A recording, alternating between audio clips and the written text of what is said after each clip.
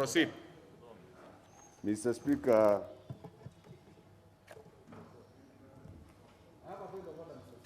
I have the honor to lay before the House report on consideration of the Political Parties Amendment Bill, National Assembly Bill number 56 of 2021. This Wednesday, 22nd December 2021. Morning session. Very well.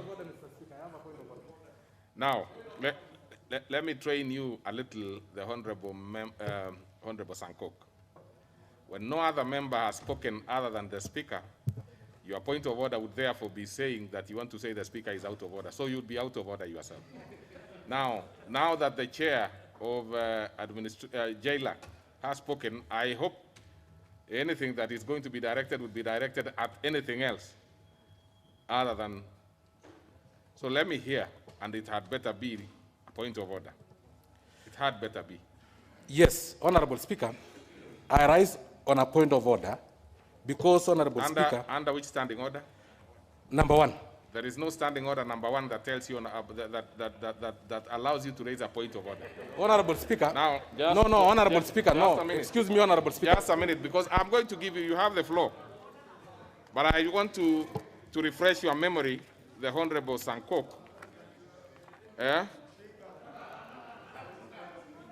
This is, and I'm going to help you in Kiswahili, the Honorable Sankok. Inasema katika hali ambazo jambo lolote halijaelezwa waziwazi katika kanuni hizi au kwa amri nyingine za bunge la taifa, basi Speaker ataamua utaratibu wa kufuatwa.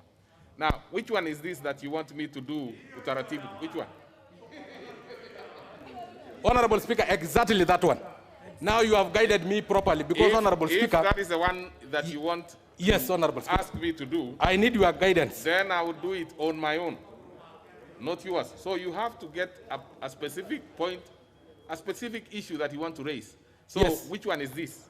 Honorable Speaker, we know our COVID-19 status now currently in this country.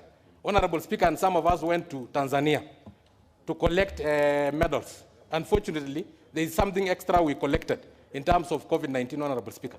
Currently in Uganda, those who are back from Arusha, Tanzania, 38% of them tested positive. From where we are being tested there, I heard that almost out of 11 members that I have seen tested, 8 of them have. Honorable Speaker. Order, sit down, take your seat. Take your seat, Honorable Sanko. Take your seat. You know you don't come here and peddle rumors. You don't peddle rumors. So what I can tell you, if you yourself went to Tanzania, if you feel that you are not okay, step out of the house. You do not come here and peddle rumors and tell us about numbers. The issues that are being done there are specifically health matters, and there is privilege to that. So you cannot come here and make allegations that you have no idea about. So I'm not going to allow you. You are completely out of order. We will not discuss that. If you suspect yourself, step out. The issue is, if you want to discuss that particular, you know the standing order on which to pursue this matter. But what I cannot accept is you to make issues on mention of numbers that you have no idea. That I cannot accept. That I cannot accept. No.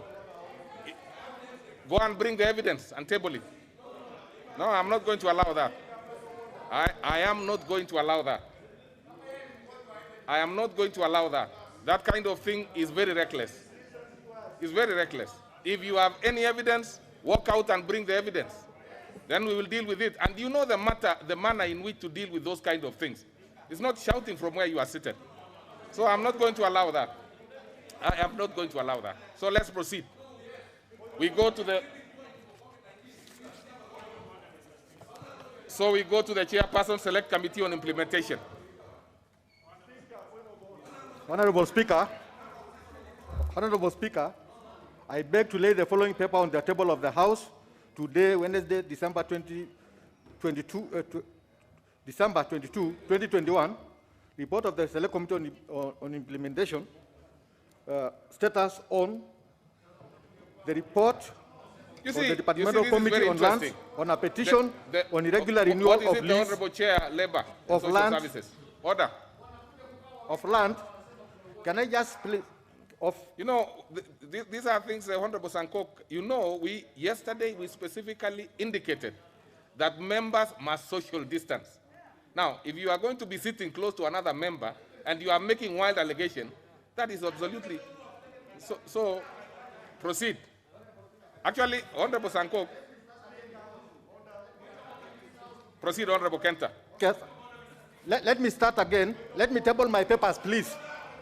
Honorable Speaker, I am not going beg to allow any to lay the following paper on the table of the business that is House. going on. Proceed, Honorable Kenta. Today, Wednesday, December 22nd,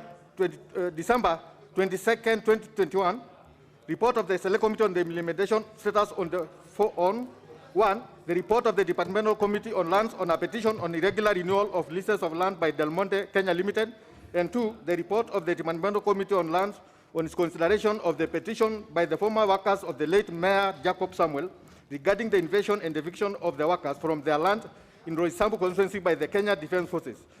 Thank you, Honorable Speaker.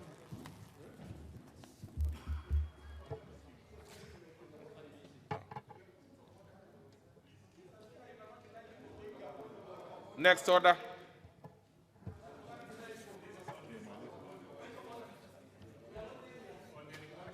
What is it, Honorable Pukose?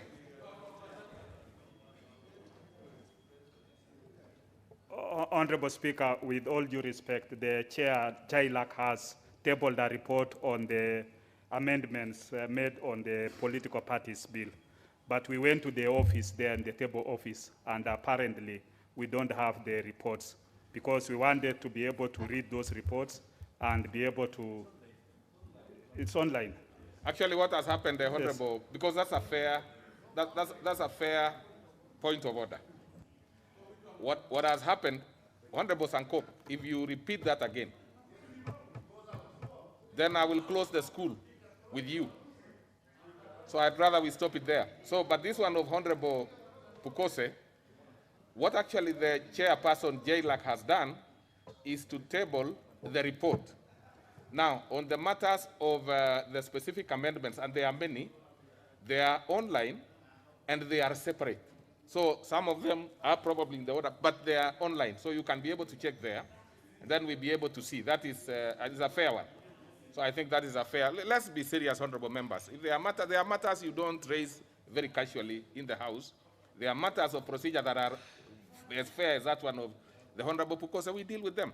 So honorable members, please let's maintain some calm. I think if you think anybody can derail the processes of the House, it is not going to be possible this morning. We want to progress, and whatever we will do, we'll be able to do fairly. So let's proceed there. Let's proceed. Next order. Order number 6, notices of motion. Order number 7, questions and statements. Order number 8, the Political Parties Amendment Bill, National Assembly Bill number 56 of 2021, second reading. Chairperson Jaila. Leader Majority, sorry. Thank you, Honorable Speaker. Honorable Speaker, I beg to move that the Political Parties Amendment Bill. Majority, what is it, Honorable Murugara?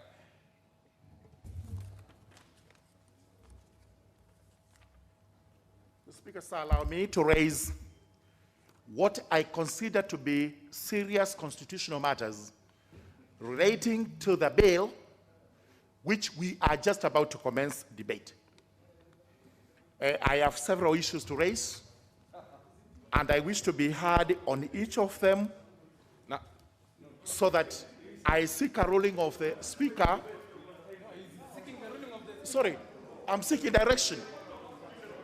It's a point of order, a constitutional matter, very important, on which I seek the ruling of the chair as regards the constitutionality of some of the provisions in this bill. Does it have to be? There doesn't have to be. At any stage. Of course, Kindly allow me to raise the issue. Honorable Murugara, you know you've asked, you've risen on a point of order. Yes. You are trying to seek my guidance on a particular issue. Yes. And you have my ears. Yes. So I want you to proceed as if you don't hear anybody else. Thank you Because very it's much. the two of us who should listen to Unfortunately, each other. unfortunately, I should not be interjected because I lose my line of The only thing, Honorable Murugara, is that it should be brief. Yes. That is the only thing that I ask of you. Very brief. Yes. Yeah. Depends on how many points I have. Thank you, Mr. Speaker. Mr. Speaker, I have looked at the draft bill, the political parties amendment bill of 2021, and I speak first and foremost as a member of parliament representing Tharaka constituency, a member of the Justice and Legal Affairs Committee, and also as a lawyer.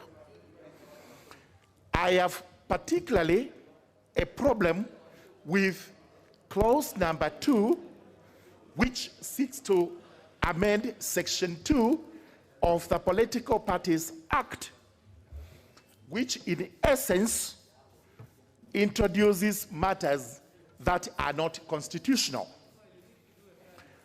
The Political Parties Act is basically founded on Article 260 of the Constitution, which defines a political party by making reference to Chapter 7, Part 3. And when we look at what a political party is in the Constitution, it does not in any way contemplate formations of any other thing not referred as a political party to be a political party. What we have is a definition that is introduced in clause 2 regarding section 2, and that is subclause B. That now a political party includes a coalition political party.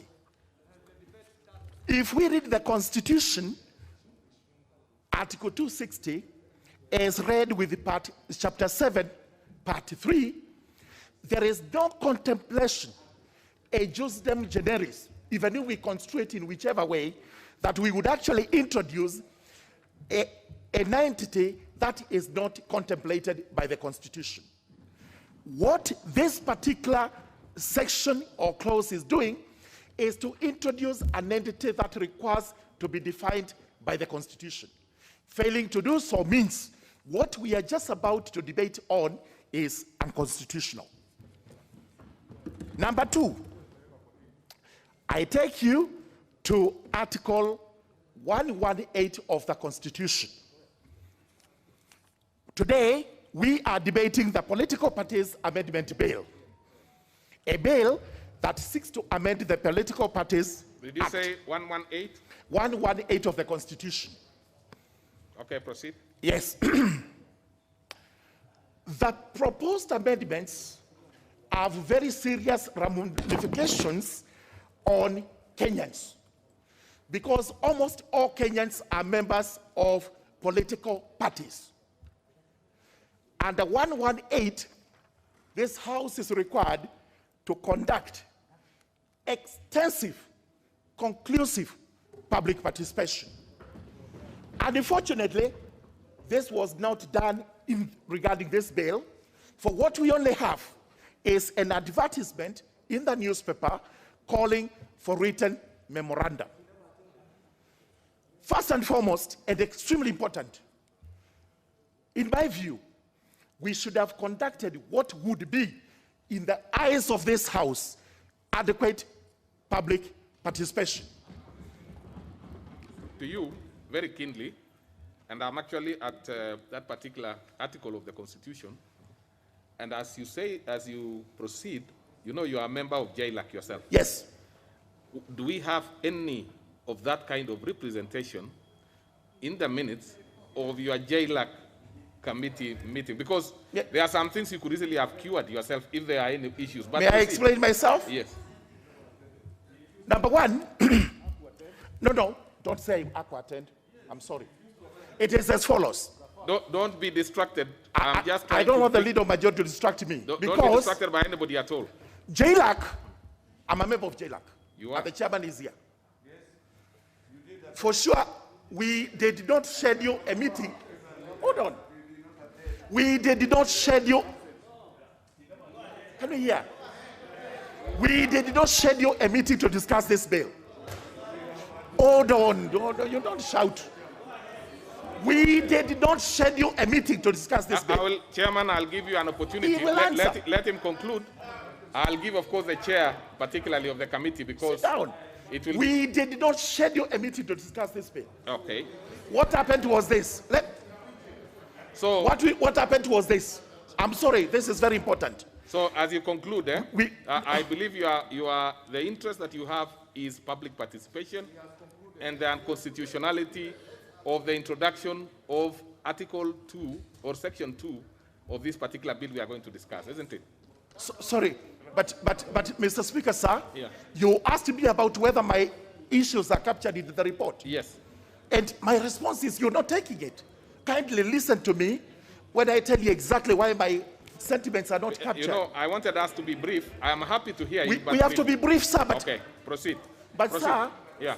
But Mr. Speaker, sir, you cannot rush us this way unless there is a good reason for that. There is a good reason. We have a big thing to do. You know, the Honorable Murugara, I will explain to you why we are in a hurry. Yeah. There are 2 days that were placed before us for the special sitting. Yes. This is a special sitting, so we need to conclude or at least exhaust the business before us, and we are on the second day, unfortunately. So I'm trying to see how we can be able to, of course, have you on board and also have the interest of moving forward on board. So, but sir, yes. The same way, Mr. Speaker, we have the urgency, the same way there is an urgency in what I'm raising. As follows, may yet go on record. No, it's not going to court. It is as follows. JLAC did not schedule any meeting for this bill. What happened was this. A meeting was scheduled by the Judicial Service Commission in Mombasa, for which we were all invited. This bill came up in Mombasa as any other business. And for that, there's a problem. And unfortunately, by the time Judicial Service Commission invited us, most of us were committed elsewhere. We were not able to attend. As a result of which, I was not able to make my representations in that A or B that we had to do in Mombasa. Yesterday, we were signing the particular report, which was discussed in Mombasa. And I raised a point in the meeting that I had to raise these issues. The chairman locked me out. Absolutely. Later on,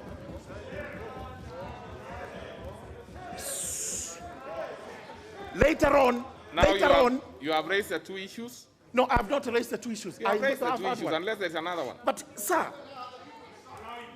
let me explain what it is I'm raising. Everybody can talk the whole day. You know, not for the whole day. I have 2 issues here. Honorable Sankok, don't worry about your matter. I will sort it out. I have information. Just Mr. Speaker, sir. Mr. Speaker, sir. Okay. Let me give you a timeline so that you can organize yourself.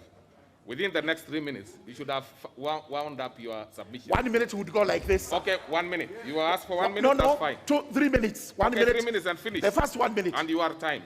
Just listen to me, sir. Proceed. At 5 o'clock, we raised an issue as to whether all the memoranda received was considered. We were told that there was no other memorandum received. I wasn't satisfied. I went to the office of the clerk, and the memorandum was pulled out, received at 4:55. I'm going to table it so that you can see that what I'm saying is true. Finally, as we proceed to discuss this, we have a total not less than 13 to 15 members of parliament who have proposed amendments to this bill. So what we are discussing, sincerely, it may not be what we are going to pass. there is need to harmonize the proposed amendments with the bill so that when we discuss something that is properly harmonized. Because there is a problem with that.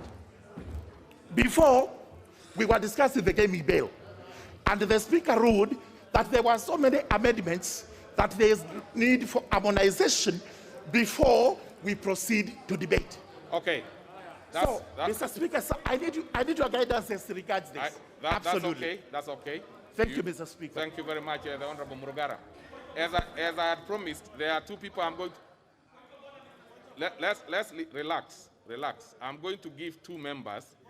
One of them is going to be the minority leader, and the next one is the chair of JLAC, and probably the majority leader for now.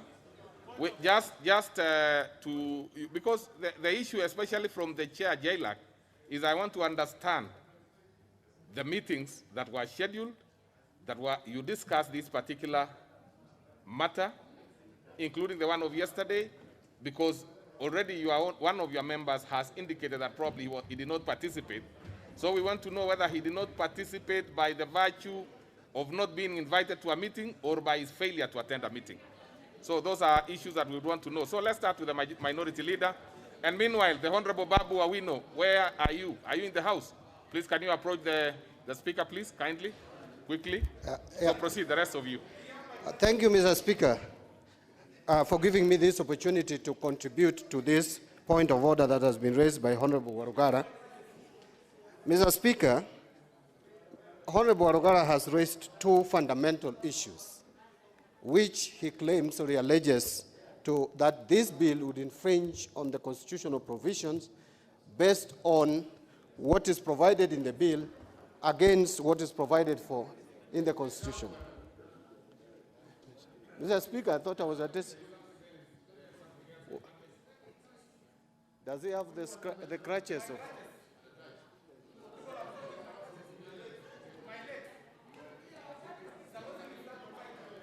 Okay. Thank you. There. So, Mr. Speaker, can I proceed? Proceed, please. Mr. Speaker. I was sorting another matter which has arisen, and I want to settle it down. Proceed. Thank you. Thank you. Mr. Speaker, I wanted to react to the point of order that has been raised by Honorable Warugara, and Honorable Warugara has already cited two fundamental issues. Please, Honorable Leader Minority, Warugara is a lady. Now, this one is Murugara. This is Murugara. The man, yes. You know, Honorable Murugara, Mr. Speaker, let me apologize for referring to Honorable Murugara as Honorable Warugara. Mr. Speaker, the two issues that Honorable Murugara has raised, again, the MP for Malindi is interfering, Mr. Speaker. Can I just proceed now, Mr. Speaker? Because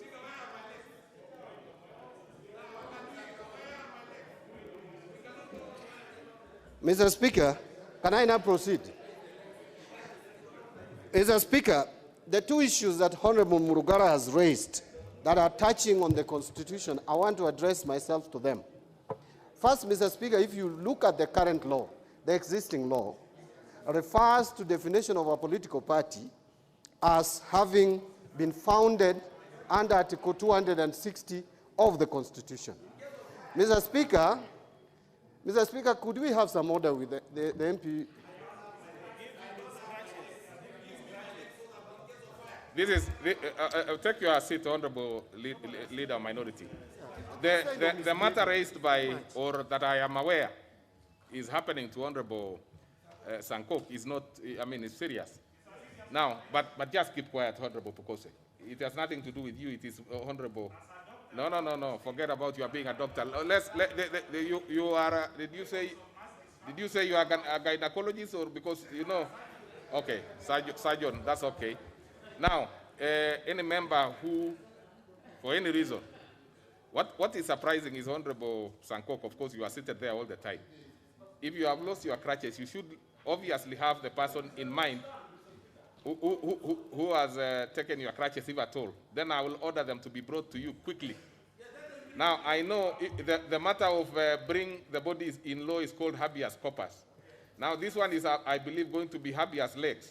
So, we must very quickly have the crutches. And I'm told it is the Honorable Babu Owino. I'm not so sure if that is the truth. If that is the case, the Honorable Owino, you probably need to take back very quickly. And let me know, Honorable Owino, are you the one who has committed that offense? I've already released them, Honorable Speaker. Oh, you have released? The sergeant has taken them. So the Honorable, the Honorable nominee 001, you already have your other legs.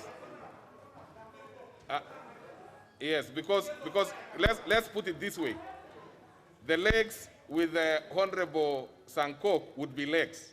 If it falls to hands of someone else, it becomes some weapon. So we would not want those legs to be with anybody else. So I want to be sure first that the Honorable Sankok has received his legs. Okay, all right. The Honorable Sankok, since it has been stated that you don't seem to take good care of your legs, we are safely keeping them somewhere so that nobody else can take them from you, and then it will be brought to you now. So you take your seat, you will have your, yes, and so they are there. They are being brought to you. So take your seat, the legs are coming to you. Just take your seat now. Take your seat now, the Honorable. I think I've resolved your matter now. So you don't have to worry anymore. They will be brought to you, and you can see that they are coming to you. So, Honorable Pukose, please take your piece. No, let's. And actually, Honorable Babu, you actually should apologize to the House, not to Sankok, because what you have just done is absolutely out of the ordinary. So, Honorable Babu, I know you for making many other issues, but this should not be one of them. So just apologize and this matter is... Honorable Speaker, Honorable Sankok seemed not to need the legs as at the moment. No, that's just why apologize and then we have... I apologize. That is a matter settled now. It's a matter settled. And I can see even the Honorable Sankok himself is happy now. Now let's go to this serious business now. Leader of Minority, please. Thank you, Mr. Speaker. That must have been a commercial break. But, Mr. Speaker, let me now get back to the business of the House. The Honorable Murugara addressed two fundamental issues that I think we need to engage our minds to and address. Mr. Speaker, beginning with the first issue that he raised regarding the infringement of on the Constitution by providing the definition of a political party or political parties as it is in the proposed amendment. And Mr. Speaker, he has cited that the old law, the law that we want to amend, actually has provided the definition to be found under Article 260. Mr. Speaker, if you go to Article 260, it refers you to Chapter 7, Part 3, which is basically Article 91 of the Constitution. And Mr. Speaker, if you go to Article 91 of the Constitution, it provides the character, how the political party should look like. But it does not, and I want to repeat, it does not provide for the definition of a political party. It has only provided the architecture, the composition, what you need to look into when you are looking at a political party. And therefore, if now we are providing a legislation that is going to define a political party, unless it infringes directly and explicitly on the provisions as provided for under Article 91, then there is nothing wrong. In fact, the current proposal clarifies what a political party should be. And there is no contradiction whatsoever with what is provided for under Article 91 of the Constitution, which basically provides what you need to look into when you are forming a political party or applying for registration, that you must respect the provisions of the Constitution. And therefore, I want to, with all due respect to the lawyer, Honorable Murugara, when it comes to matters, legislation, Constitution, so long as you're an average Kenyan with good intellectual capacity, like myself, you are able to interpret and understand that there is nothing infringing on the Constitution. As a matter of fact, Mr. Speaker, Article 38 of our Constitution provides for the rights of Kenyans to form themselves into political parties and political movements. So I want to, with all due respect, Mr. Speaker, say that I don't think Honorable Murugara has raised a substantive issue regarding this bill on that matter. Finally, Mr. Speaker, on the issue of public participation. Mr. Speaker, we don't really have clear programs, clear provisions in law which defines how public participation needs to be carried out. But, Mr. Speaker, yesterday we did not proceed with this bill or the debate at the second reading of this bill because we realized that we were going to infringe on that provision in the Constitution on matters of public participation, because we had invited Kenyans and gave them 21 days, which were ending last evening. And so one would expect that any Kenyan who is interested in giving input in whichever form would have used the 21 days either to send a written memorandum or appear before the committee of the House and canvass his or her position. And so at the end of that time period of 21 days, you cannot again come and fault this House from, that we have not conducted enough public participation. Because where is the definition of that enough of public participation in law? It's not there. So, Mr. Speaker, the 21 days, in my view, should suffice. And I want to just conclude by saying, Mr. Speaker, that I know we would have problems with the provisions of this bill in whichever way. The best thing for us to do is to canvass. Of order, Honorable KJ. So how do you bring another point of order when we are on a point of order? So proceed, Honorable Member for Kimilili. But you are given bad.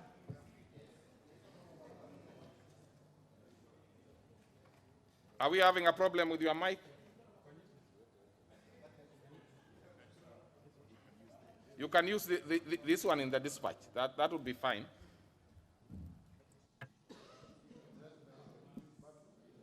Thank you, Mr. Speaker, for giving me this opportunity. Thank you for giving me this opportunity, Mr. Speaker. Honorable Murugara has raised very serious matters that needs your guidance, and it's only fair, Honorable Speaker, that you give an appropriate ruling, because we are staring at a situation where even NGOs will begin to field political candidates if we don't tread carefully, Honorable Speaker, and that we are making these laws for posterity, not for a particular group.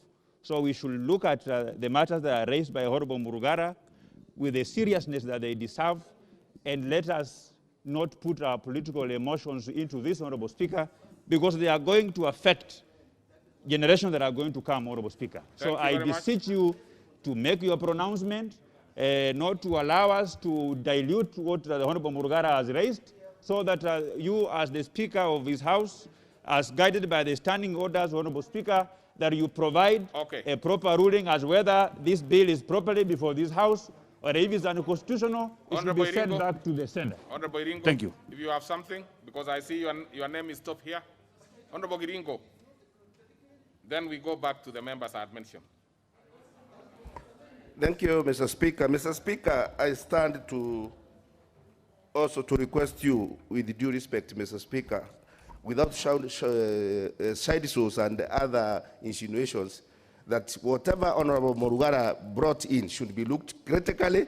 And I repeat also that these laws are meant for posterity, not to carve or to take a dimension where we are going to please some quarters. Mr. Speaker, if I can take you down memory lane, way back in the 10th Parliament, standing orders were tailored to fit a certain party. And when we came in the 11th Parliament, we were unable to proceed with the business of this House for almost a year, because what was tailored to fit into the dispensation which was there at that time, it was unfortunate they didn't get the leadership. And therefore, we had to go back again to the drawing board to put things right, Mr. Speaker. Mr. Speaker, let us not do things so that we can please people for a year. Let us do things which will take this country forward for many years to come. We go to the chair.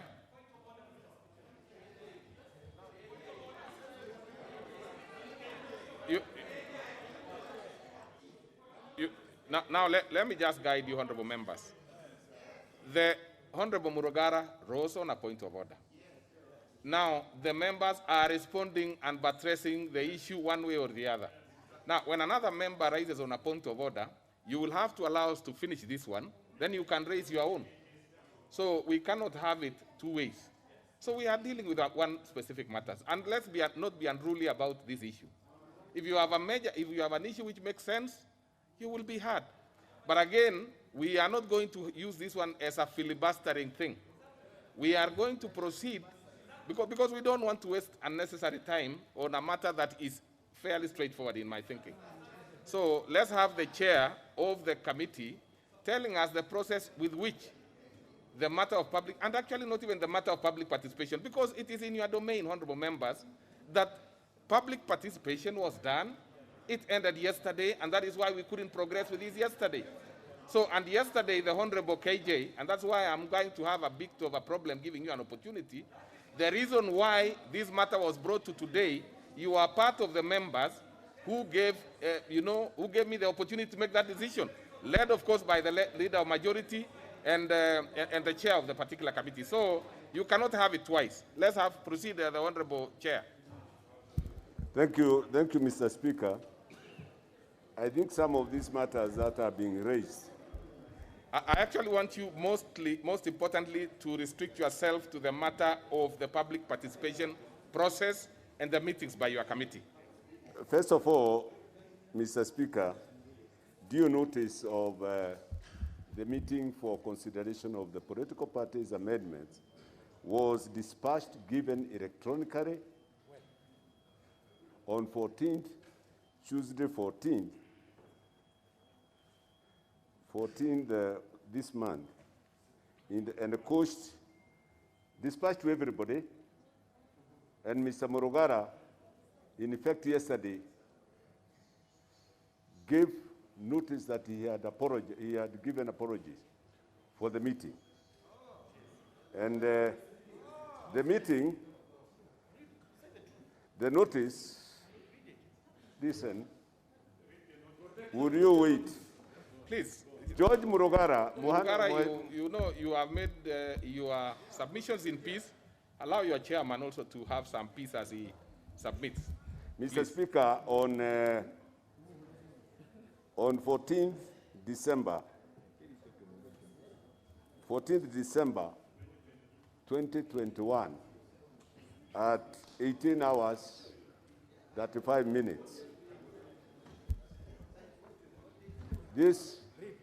this notice was electronically dispatched to every member of GLAC. Members are reminded that Thursday,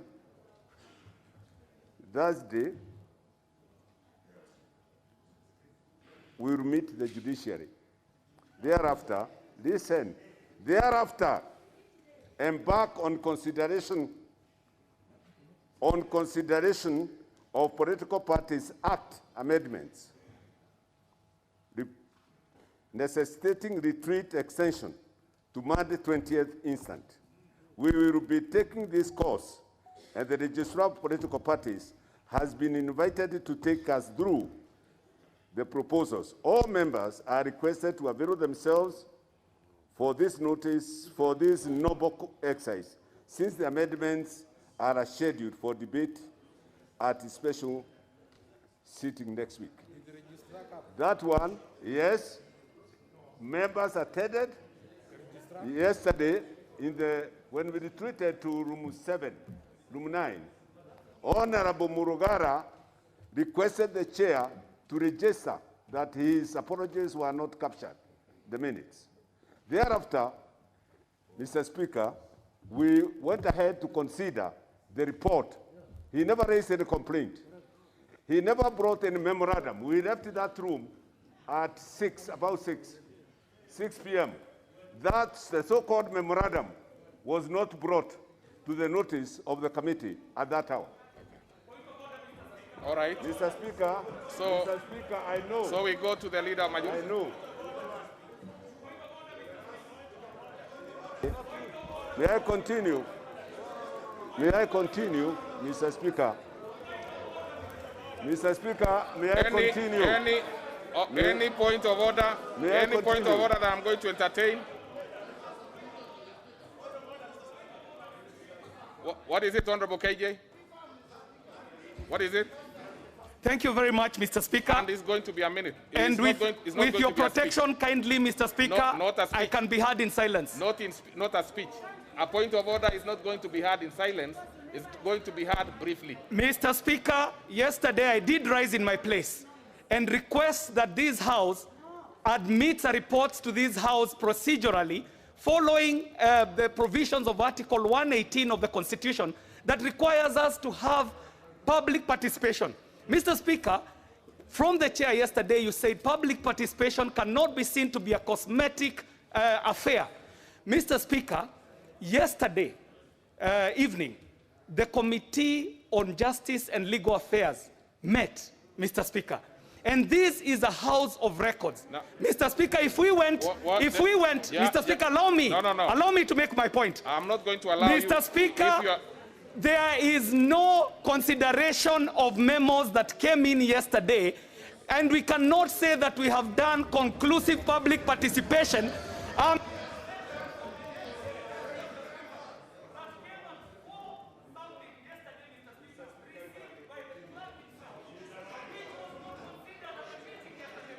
Thank you very much. Okay, thank you very much. So, Chair. Okay. Okay, proceed. Chair, proceed. Mr. Speaker. Honorable Baya, yeah. I'm not going to accept yours. No. Thank you. Chair, proceed.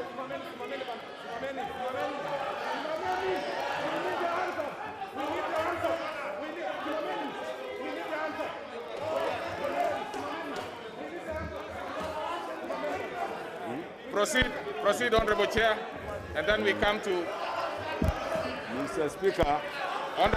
Honorable Chair, you can wind down your.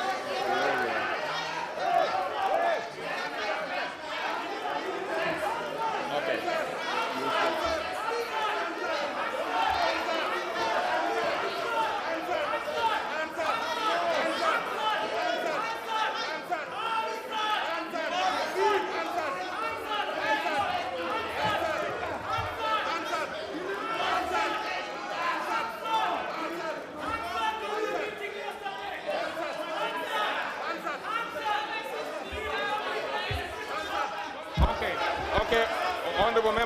Honorable members, now take your seats. Now take your seats. Take your seats. Where are you?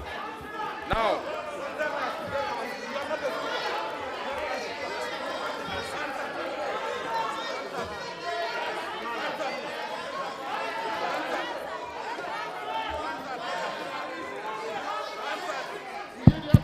Give it to Tekeche.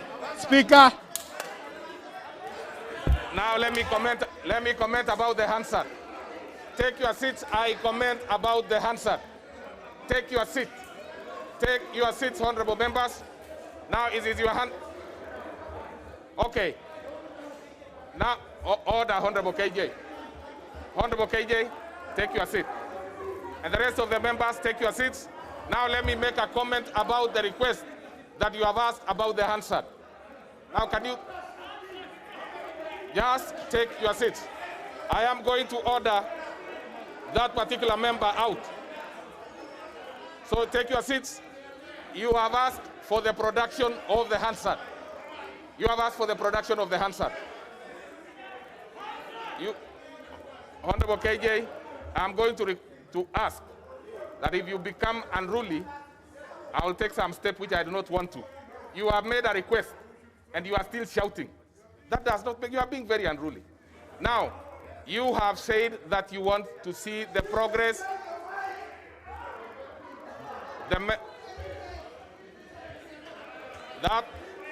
So I'm not giving anybody the mic now. I am making a ruling. We will progress. We will progress.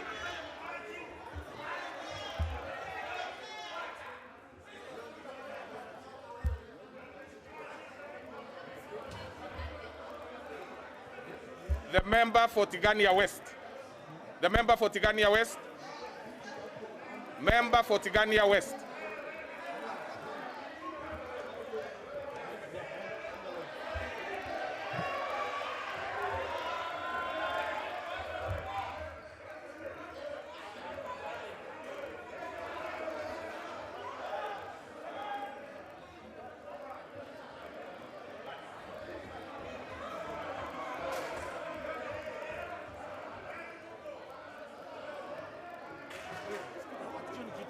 Siwezi. I will not. I will not.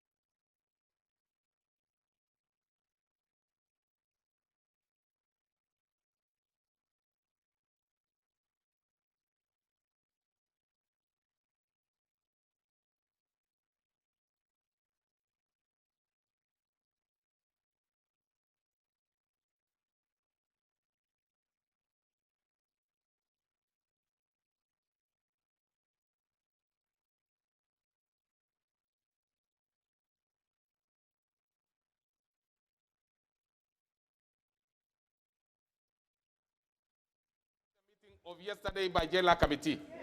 It's a simple one. So we'll simply, in the meantime, as we progress, we ask that the answer be brought. Then I do not think there should be anything else unless there is another issue that you want to canvass. So let's have, now, so I order that the Hansard record of yesterday's meeting be brought here, but in the meantime, we shall be progressing as we wait for the record. So, Honorable Leader Majority. Proceed. Let's proceed. Yeah?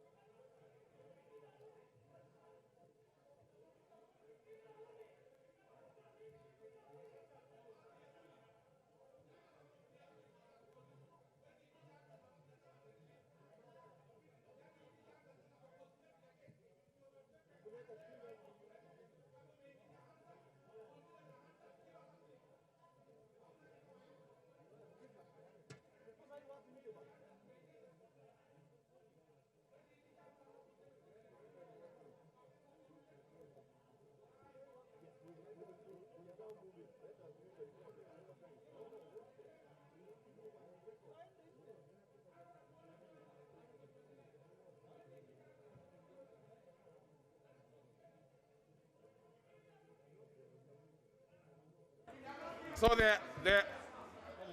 order, honorable members, order. So this is how we are going to progress. In the meantime, we are going to get the meeting records for the Committee on Justice yesterday. And secondly, I am going to make a ruling later, if need be, on Murugara's request and guidance. So let's progress. The two things will be handled. Proceed, Honorable. Now let me tell you, Honorable members. Let me tell you, Honorable members, I know for sure you know that the ruling is not possible now because, number one, the Honorable Murugara did not give notice directly to the Speaker. He has made his notice here. And it is not your ruling anyway. It is Murugara's ruling. So we are going to progress as we get all those things. Thank you. Let's proceed. Yeah.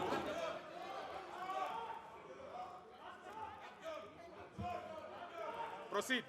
Honorable Speaker, I beg to move that the Political Parties Amendment Bill, National Assembly Bill number 56 of 2021, be now read a second time.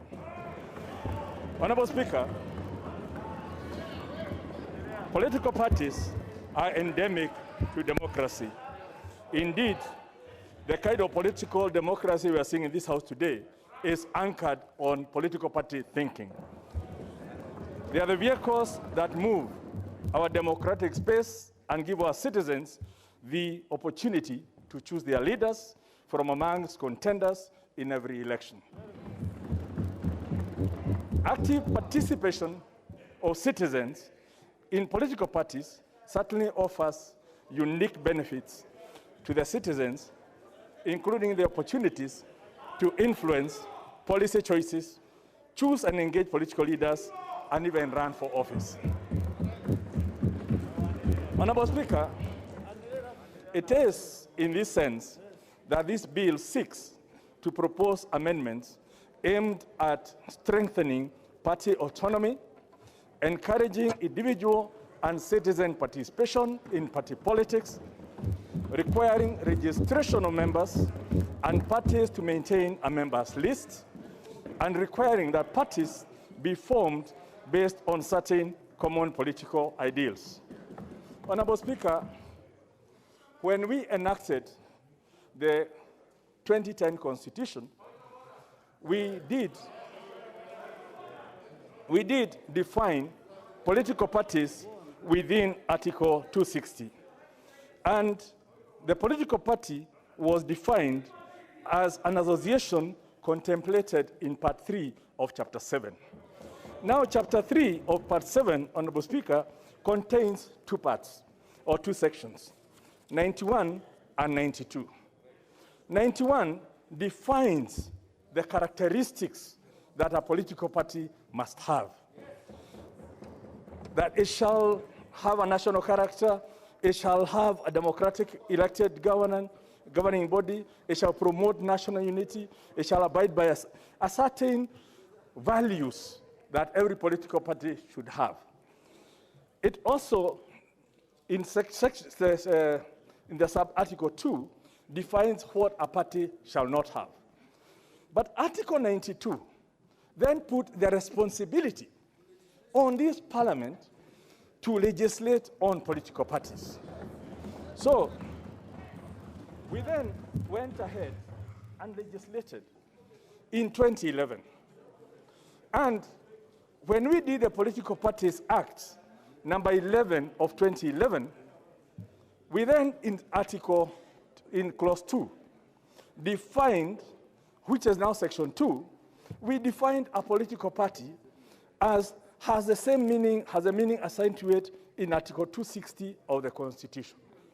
So we ended up with a situation where the House that was given the power by the Kenyan people to define a political party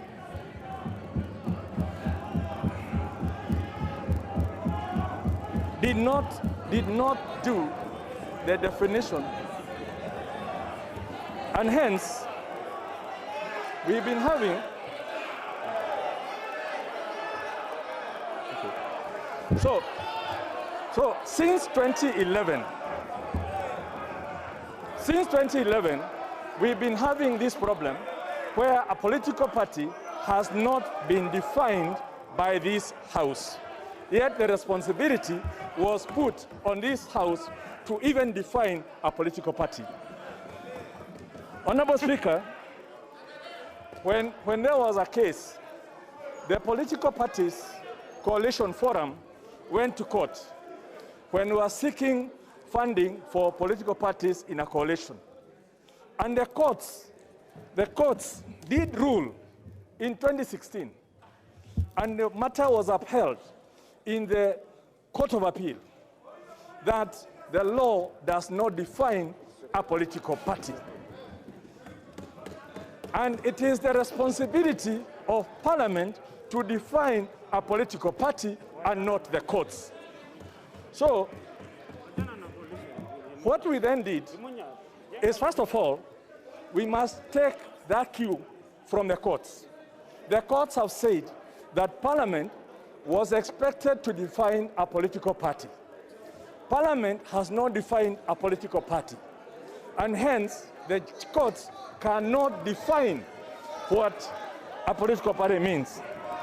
So hence, one of the provisions within this political party amendment is to define what a political party is. And it's an association of citizens with common ideals that are pursuing a certain agenda. So first of all, this bill cures one of the problems we have within our law, where political parties are not defined. And this is one of the fundamental amendments that we are bringing in this bill. This bill also goes ahead and says Article 260 envisages an association.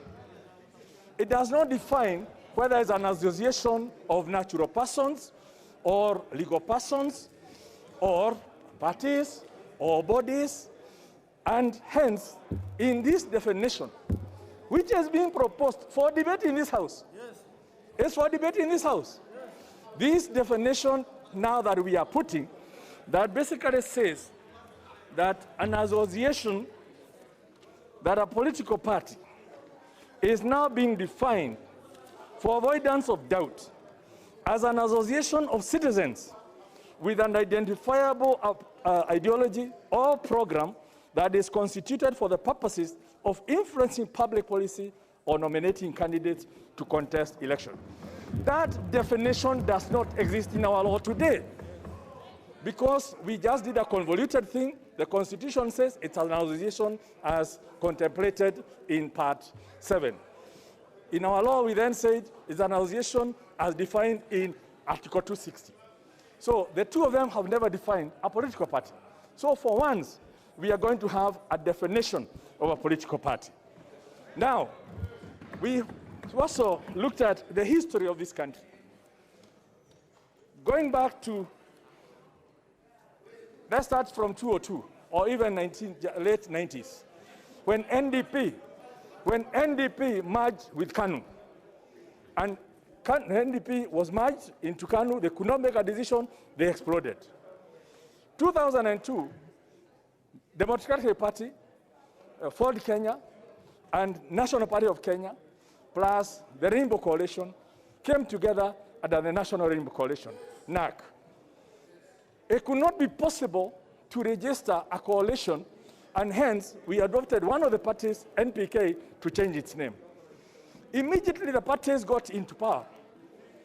NAC was reclaimed by the owner, and hence, all of a sudden, the whole government was at the behest of one of the owners of the party. Fast forward to 2013, TNA got into a coalition with URP.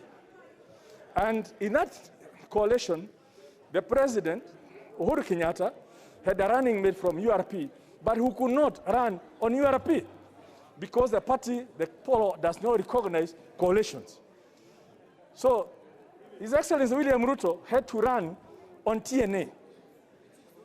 Now, move forward to 2017. Let's move just, for example, to 2017. A number of parties, ODM, Wiper, ANC, Ford Kenya, moved together as the National Super Alliance. But the National Super Alliance could not sponsor a candidate. So ODM sponsored the candidate, right? Including the running mate, who was not from ODM. And as a result, we all know the issues that have happened since then. In between, in 2016, Jubilee attempted to cure the problem and amalgamated all the parties that had supported Jubilee in the coalition. We know the story that happened, yeah? So, of course, some people have bolted, yeah? But the issue we need to look at is that in Kenya, it's so clear that coalitions will be the issue of the future. It's a global phenomenon. In Britain, there are coalitions. In Germany, there are coalitions. In South Africa, there's coalitions. Everywhere, it's coalitions. But how do we ensure that parties that come together through a coalition are protected from the issues we have seen in the past? And you see, that is what we need to think of. That when 2 or 3 parties come together, it cannot be the big brother that they are relying on to protect them. They must be protected in law. And hence, what we are providing for now is a legal recognition of any framework that allows 3 or so political parties to come up together so that they sponsor their candidates as a political party, they share in the money as a political party, and it's not up to big brother or small brother to control the shots. Now, that is the best thing that can happen to this country. And I would doubt why would anyone even have a problem with this kind of arrangement where your small party is protected, you as an individual is protected, and we can move forward. Honorable Speaker, we also know that we've been having problems with access to political party funding. Political parties are funded by the Exchequer to the tune of 0.3% of the national revenue. Okay, we'll be making an amendment to that because the national revenue reference was in 2011. Now we know it's shareable revenue, which excluding the money for counties. But that money is only accessible to what we call the big boys. That money has never been accessible to the small parties. So small parties will have 3, 4 members of parliament, they will have a governor, they will have some members of the county assemblies, but they cannot access the national kitty that's set up to promote the growth of democracy in this country. So one of the amendments that are being proposed in this law is to lower the thresholds for access into the national funds that are being provided for the growth of democracy in this country. So that any party that wins a seat, be it in the county assembly, be it as a governor, be it in the Senate, or be it in this National Assembly, has put enough effort to merit participating in the sharing of the national funds. And you see, this is the kind of thing that is good for democracy in this country. Now, we may oppose things because we think we don't need this. Now, I want to say, if a small party like the PDR was not given a coalition housing by Jubilee, there will be no order today. Because PDR, as a small party, was housed by a bigger party. It was able to produce a bigger party. So, basically, what we are looking at in these amendments, all these amendments typically have been brought in to ensure that we now clean up the mess we have not cleaned up since 2011. What the courts have told us, you need to clean up so that political parties can be properly defined. The issue of coalition parties, the sharing of money, and most importantly also, how we participate within our nominations, so that we don't have a situation where one party goes to influence the results of another political party at the nomination to get the weakest candidate. Only members of a certain political party will be able to participate. We've seen that happen where the worst candidates have been produced because a political party that has an interest in an area goes and influences the results of that by briskly supporting the weakest candidate.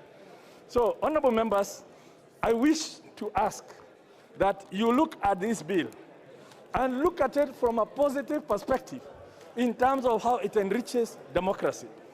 And if you find that there are some areas that require amendments, let us reason together.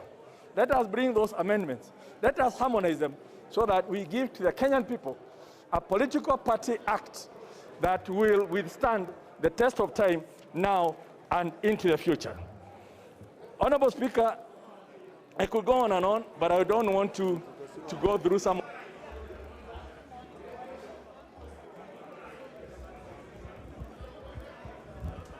Hello? Thank you, Mr. Speaker. Leave the matter at that point and urge members that let us think when we are legislating for posterity. We are not legislating for any of us, but basically for the bigger good of the people of Kenya, to ameliorate the suffering of the ordinary Kenyan who is suffering because of the issues we have. Now, no, yeah. So, Honorable Speaker, I beg to move. No, it's okay. No. I beg to move and request the chair of JLAC, who had the responsibility and honor to get a public participation, to take us through the process of what they did, so that the issue that people are raising that there was no public participation, I know there was a lot of public participation. Before the publication of this bill, there was public participation. After the publication of this bill, there was public participation. In Mombasa, there was public participation. So we know that this bill has gone through the most extensive public participation, including by all the political parties who have been invited and who have done the bid. But, so, Honorable Speaker, I beg to move and ask the Honorable Muturi Kigano to second.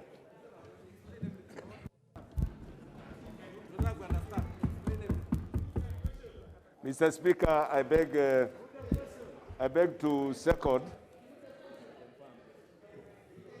and I confirm and fortify what the leader of opposition has said. Majority. You are opposition. Sam Koch. Yes. Yes. Mr. Speaker, the leader of majority has expounded on Article 270 as it relates to the meaning of political parties. Mr. Speaker, I confirm that my committee looked into this, and we found that Article 260 reposes the ascription of meaning to registration through Article 292, If you look at the subheading of Article 292, it speaks for itself. Registration on political parties. Parliament shall enact legislation to provide for, among other things, the management of political parties. So a definition, therefore, the definition is therefore reposed. It is reposed to registration. Now, the registration that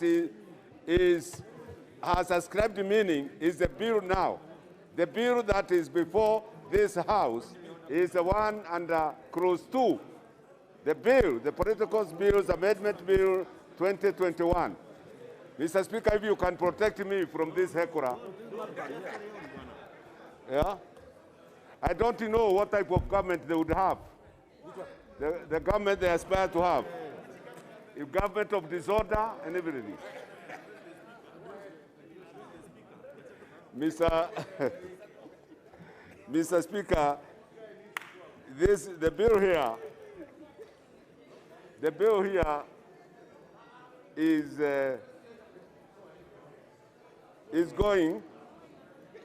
going to remove, to erase any overlapping, the overlapping mandates between IBC and the Office of the Registrar of Political Parties, to enhance effective management of political parties and define the role of the Registrar of the Office of the Registrar of Political Parties regarding independent candidates, and to implement the Constitution, fully implement the Constitution to address the gaps identified in the office of the registrar. For example, the meaning of what a political party, a coalition party is.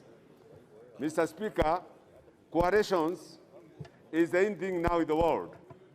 If you look at Germany today, it is a coalition of several political parties. India, the biggest democracy in the Commonwealth. The government today of Modi government has 7 political parties in his coalition. It is a coalition government. Mr. Speaker, I know it is everywhere. Mr. Speaker, I know it is choreographed. This Murugara and Songkok are choreographing us a way of disrupting everybody who speaks here so that they can buy time. Mr. Speaker, the bill seeks to provide, as I said, proper definition of what a political party and a coalition is. It also seeks to define party nominations, provide for party nominations to differentiate same from registration of candidates in elections.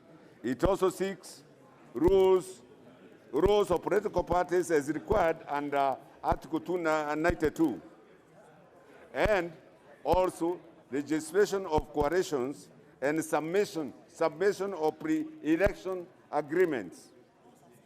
Mr. Speaker, parties as they start today are a bit, they are not properly defined. So you need now to define the ideology and the slogans. We also need to have timelines for reservations of names, symbols, colors, lifespan, and provision of registration. Streamlining the resignation, expulsion of members, and deeming of resignation, including the organ of thus you shall do it. The disbursement. Mr. Speaker, if you can protect me from these hecklers. There cannot be any heckling member. The regulation. Members can only consult a little higher. So what the most they important cannot thing be honorable is the hecklers. You summarize and we are fine. Mr. Speaker, we also need to delete their constitutional provisions from the Act, including Section 22(3) that attempts to introduce a new ground on how a vacancy arises in Parliament of county assemblies. So, in effect, this is a bill that we will have to go to the other house. It also needs to introduce alternative forms of publications for...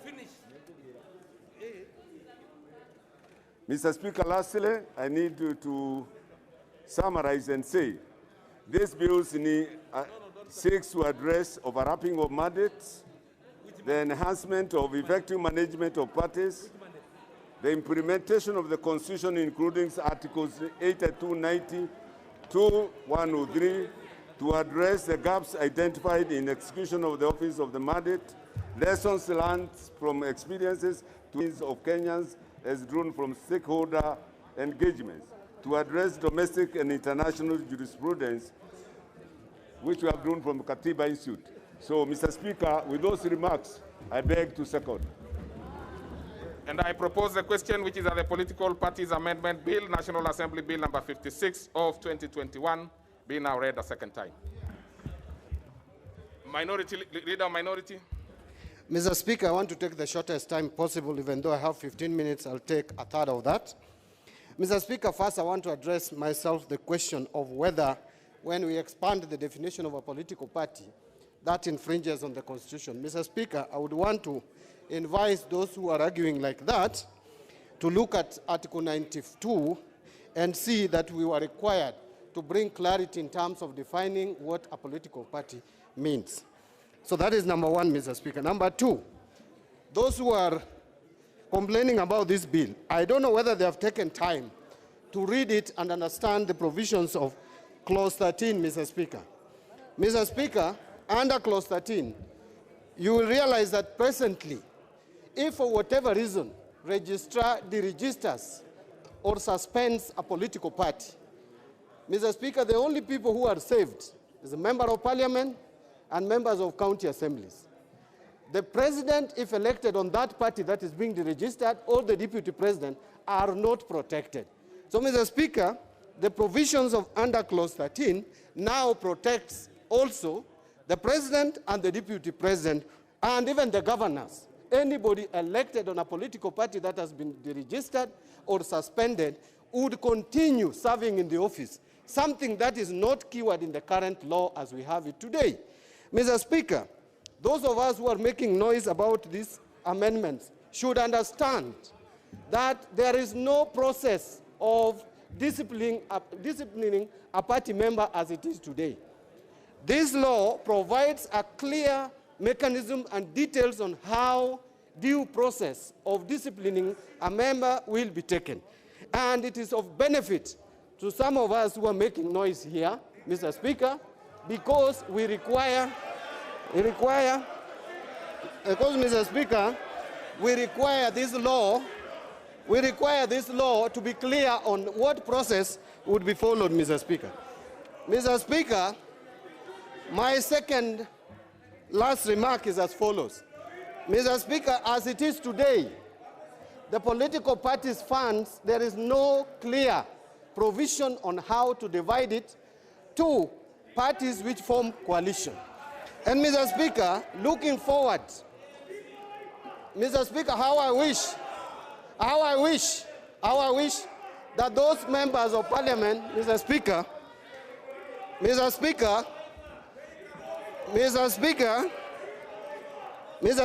these members, if they are the numbers, we have been told about 150 members supporting a particular cause.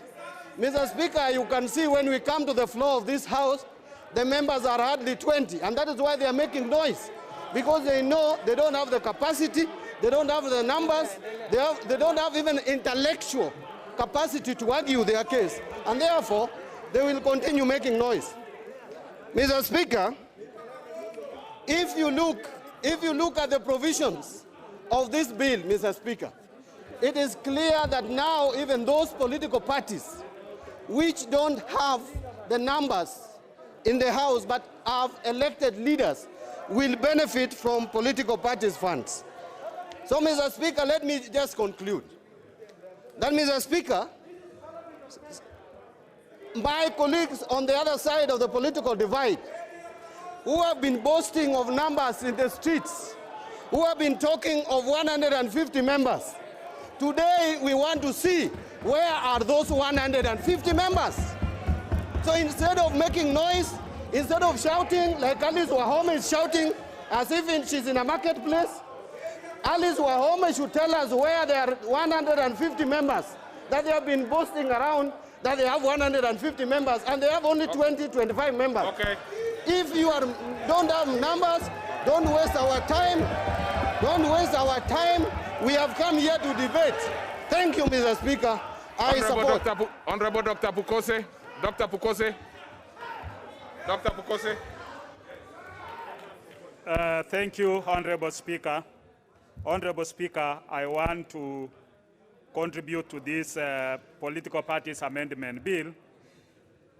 Honorable Speaker, on the onset, I know there are some good amendments, but generally, we also have amendments that members will be able to amend. And Honorable Speaker, my main issue is that this bill has hurriedly been brought and even members being called away from their vacation to come and contribute. To me, I think the issue of having free and fair elections, if this House is not careful, will be a mirage. Of interest, Honorable Speaker, Clause 10 of the bill provides that a person who while being a member of a political party shall be deemed to have resigned from that party if that person promotes the ideology, interests,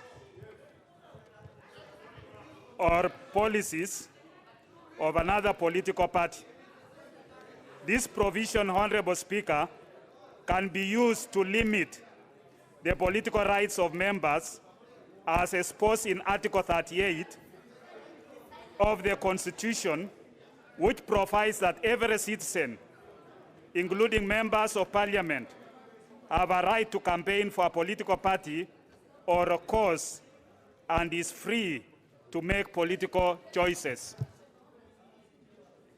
The bill outlaws these political rights, and more so, if enacted, shall be used to threaten members who support certain causes, for instance, economic empowerment and other ideologies of a party for which a member believes. Honorable Speaker, as the minority leader was contributing, you know, members were saying parties like Wiper have not been paid up to date by ODM. And the Honorable Speaker, when you look at clause 15 of the bill, it amends section 25 of the Political Parties Act to provide for the formula of distribution of the political parties fund, which is proposed as in the bill. Honorable Speaker, what happens when you have a repeat election?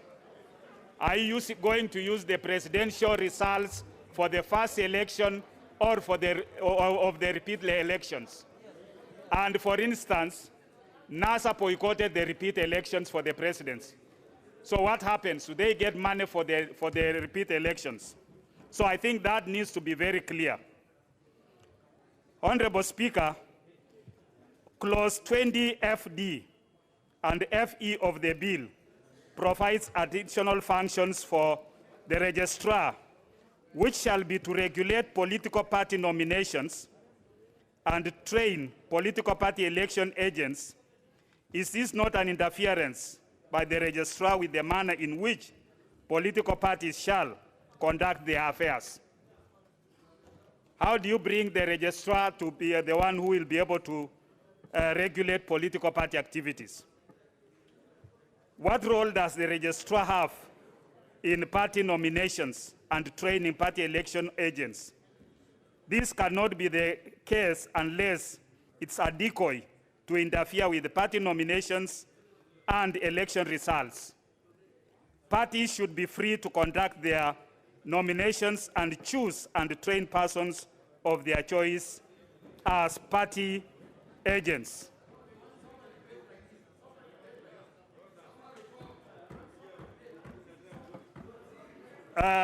Honorable Speaker, in clause 22 of the bill, it seeks to provide requirements for conduct of political party nominations, which includes the requirements that a political party that intends to conduct a political party nominations under this act shall apply in writing to the registrar of political parties for a certified copy of the register.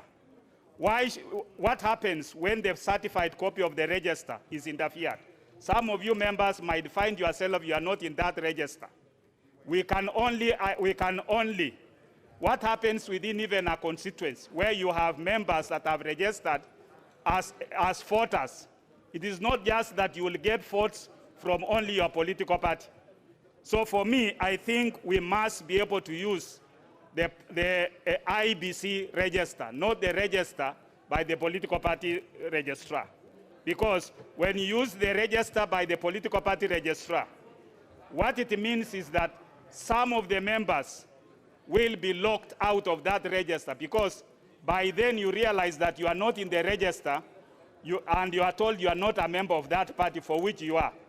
As currently is, we know that members have been put into a register or into a political party that you've not even registered. People go to M-Pesa agents, get people's details, and register you in a political party of their choice. It is, however, notable that the bill outlaws the participation of any person who is not a registered member of the political party to participate in the party nominations.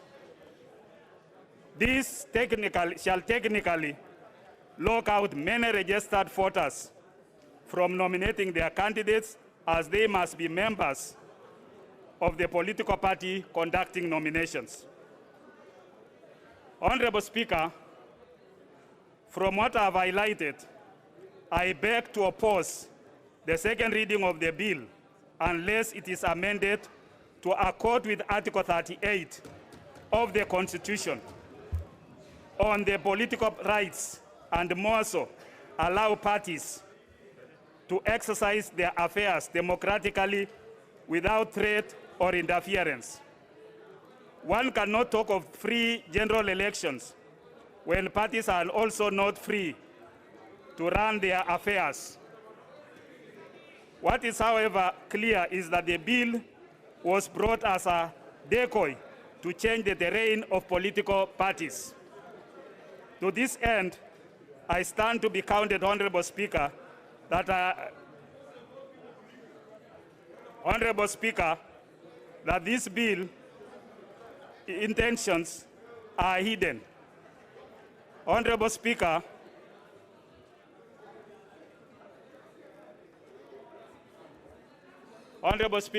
I beg to oppose. Thank you. Now, the Honorable Dr. Wamalwa. Honorable Dr. Wamalwa. Thank you, Mr. Speaker. Mr. Speaker, I'm speaking as the Secretary General of Ford Kenya Party. And Mr. Speaker, I'm also speaking on behalf of Political Parties Liaison Committee. Mr. Speaker, there's an English proverb which says, the shoe wearer knows where it pinches. Mr. Speaker, we've been in coalitions. We were in CORD and we were in NASA. Mr. Speaker, in the last parliament, I had brought a law, Mr. Speaker, of the recognitions of coalition, more importantly, on the aspect of political parties funding. Mr. Speaker, when you look at this, Mr. Speaker, when you look at this law, Mr. Speaker, it has some merits and it has some demerits. Mr. Speaker, Article 94 of the Constitution is clear. When it comes to matters of legislation, this House has the legislative authority. Mr. Speaker, we are going to debate this bill, and where there's an issue, Mr. Speaker, in the committee of the whole House, we are going to propose amendments.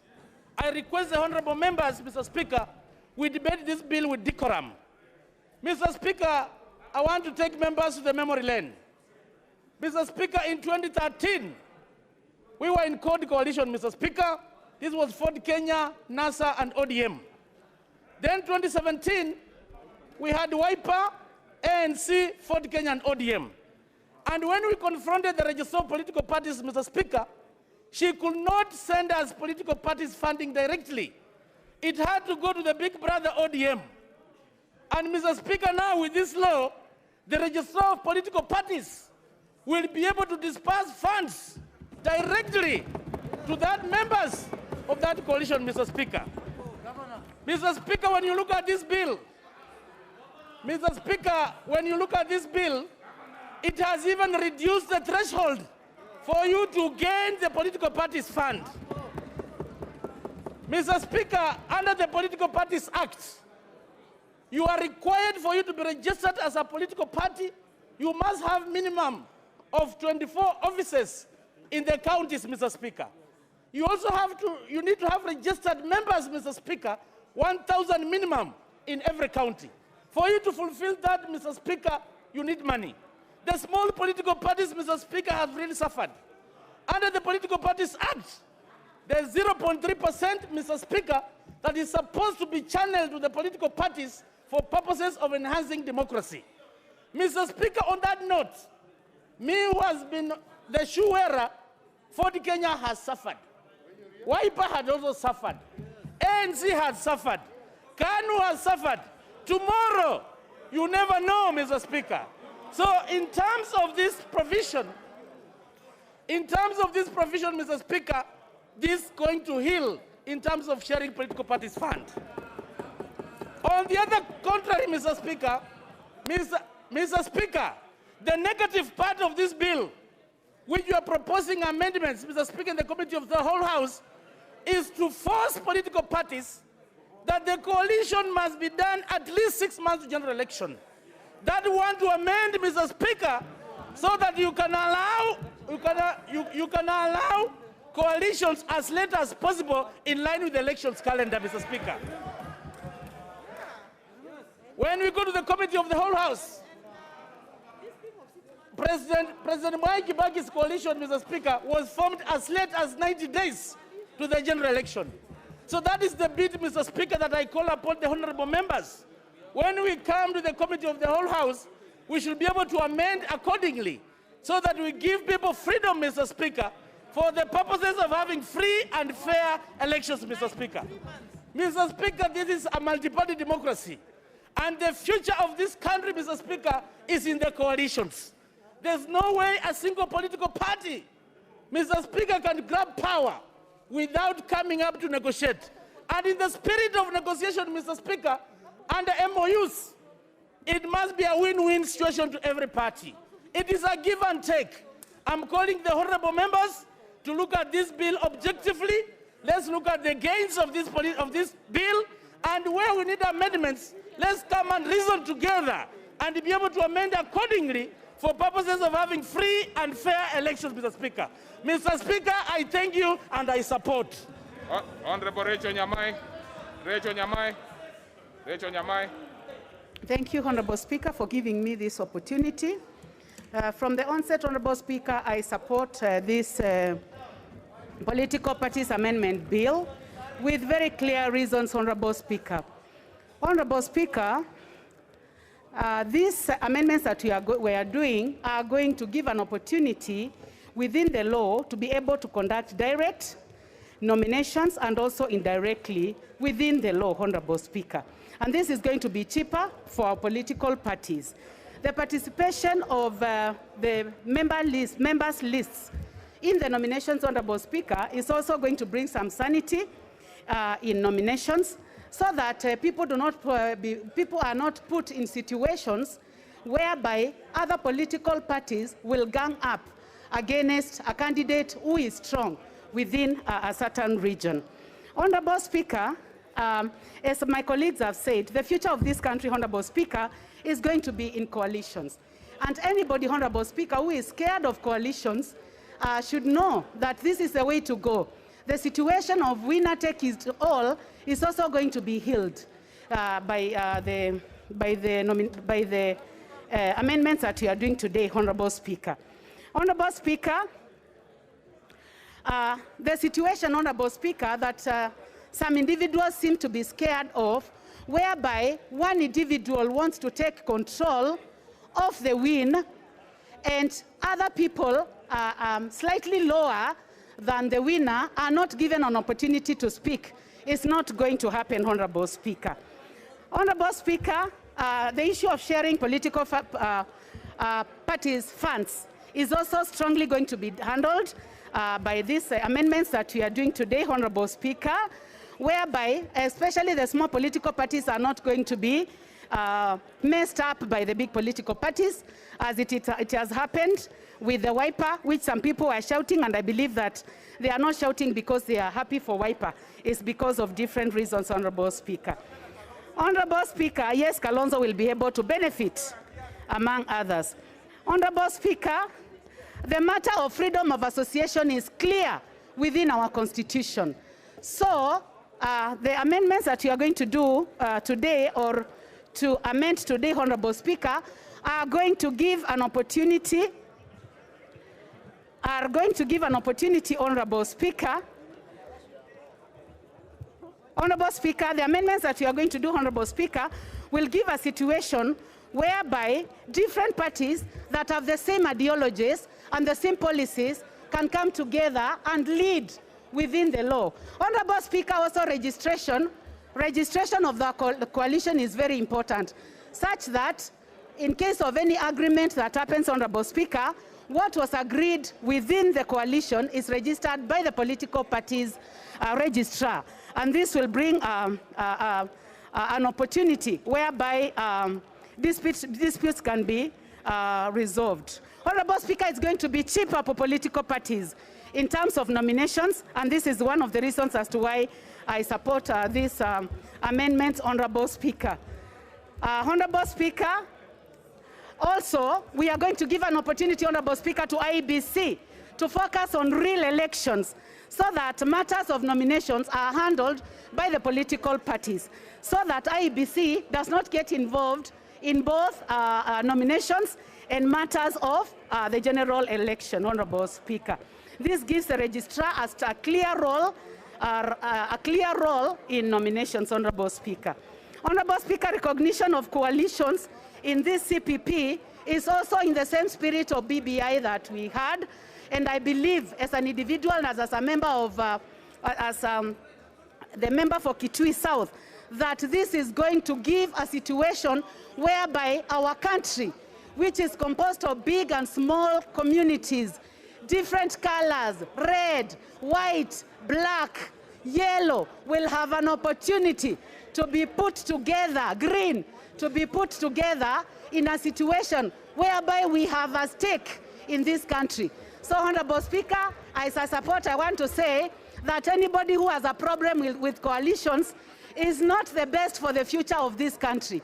And anybody, Honorable Speaker, who feels that small political parties should be collapsed in order to give space for one huge political party means that they have a problem with working with the other people. So, Honorable Speaker, as I sit, I would like to say that this CPP is going to give a chance to our country, to our parties, with the same ideologies, with the same parties, to be able to sit together.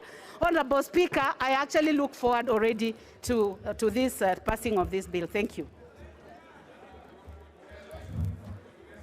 Thank you, Mr. Speaker. Mr. Speaker, from the onset, I stand to support, Mr. Speaker, the political parties amendment bill, Mr. Speaker. Mr. Speaker, I want to urge members that this is how Parliament conducts its business, Mr. Speaker. There must be a bill, there must be a debate, there must be a voting, and it will be decided in one way or the other, Mr. Speaker. Mr. Speaker, secondly, coalitions are here to live with us, Mr. Speaker, for the longest time possible, Mr. Speaker. Mr. Speaker, since the advent of multi-party politics, Mr. Speaker, coalitions have been in existence. And this is a bill that is going to make coalitions work better. This is a bill that is going to make our politics have better hygiene, Mr. Speaker, than it was, Mr. Speaker. You could hear people raising issues of previous coalitions, Mr. Speaker. Exactly, this bill is supposed to cure those problems, Mr. Speaker. This bill is supposed to make our politics going forward better than it is today, Mr. Speaker. I know there are people who don't believe in coalitions. There are people who believe in political parties. There are people who want to be independent. Mr. Speaker, the Constitution guarantees everyone their right, Mr. Speaker. Mr. Speaker, this House will not decide this bill based on how loud your voice is, Mr. Speaker. This House is going to decide based on the persuasion every member makes to the other, whether it makes sense what you are saying or not, Mr. Speaker. For that reason, Mr. Speaker, I want to urge my colleagues to debate this bill with sobriety so that we can have a bill that is going to help this country, a bill that is going to be for posterity, Mr. Speaker. And, Mr. Speaker, for those who were there in last Parliament, it is normal for amendment to the Elections Act, to the Political Parties Act, to come to the House at the tail end of Parliament, Mr. Speaker. It's a normal thing, Mr. Speaker. Honorable Bokose was there. I remember last Parliament, from the first election to the second election, there were amendments on whether elections should be conducted electronically or not, Mr. Speaker. Mr. Speaker, with those few remarks, I want to urge that let us not belabor the matter. This is a very clear bill. This is a bill that is going to make our politics better, Mr. Speaker. And if you have numbers, Mr. Speaker, don't be worried. Don't shout outside there. We have numbers. Bring your numbers here now. They are required in the House, Mr. Speaker. Okay. Mr. Speaker, we are going to win this one hands down, Mr. Speaker. All right. Not shout Thank in you this very House, much. Mr. Speaker. Thank you very much, Mr. Speaker. Honorable Alice Wahome. Honorable Alice Wahome. Honorable Alice Wahome, you have put your card here and you don't want to speak. Honorable Alice Wahome.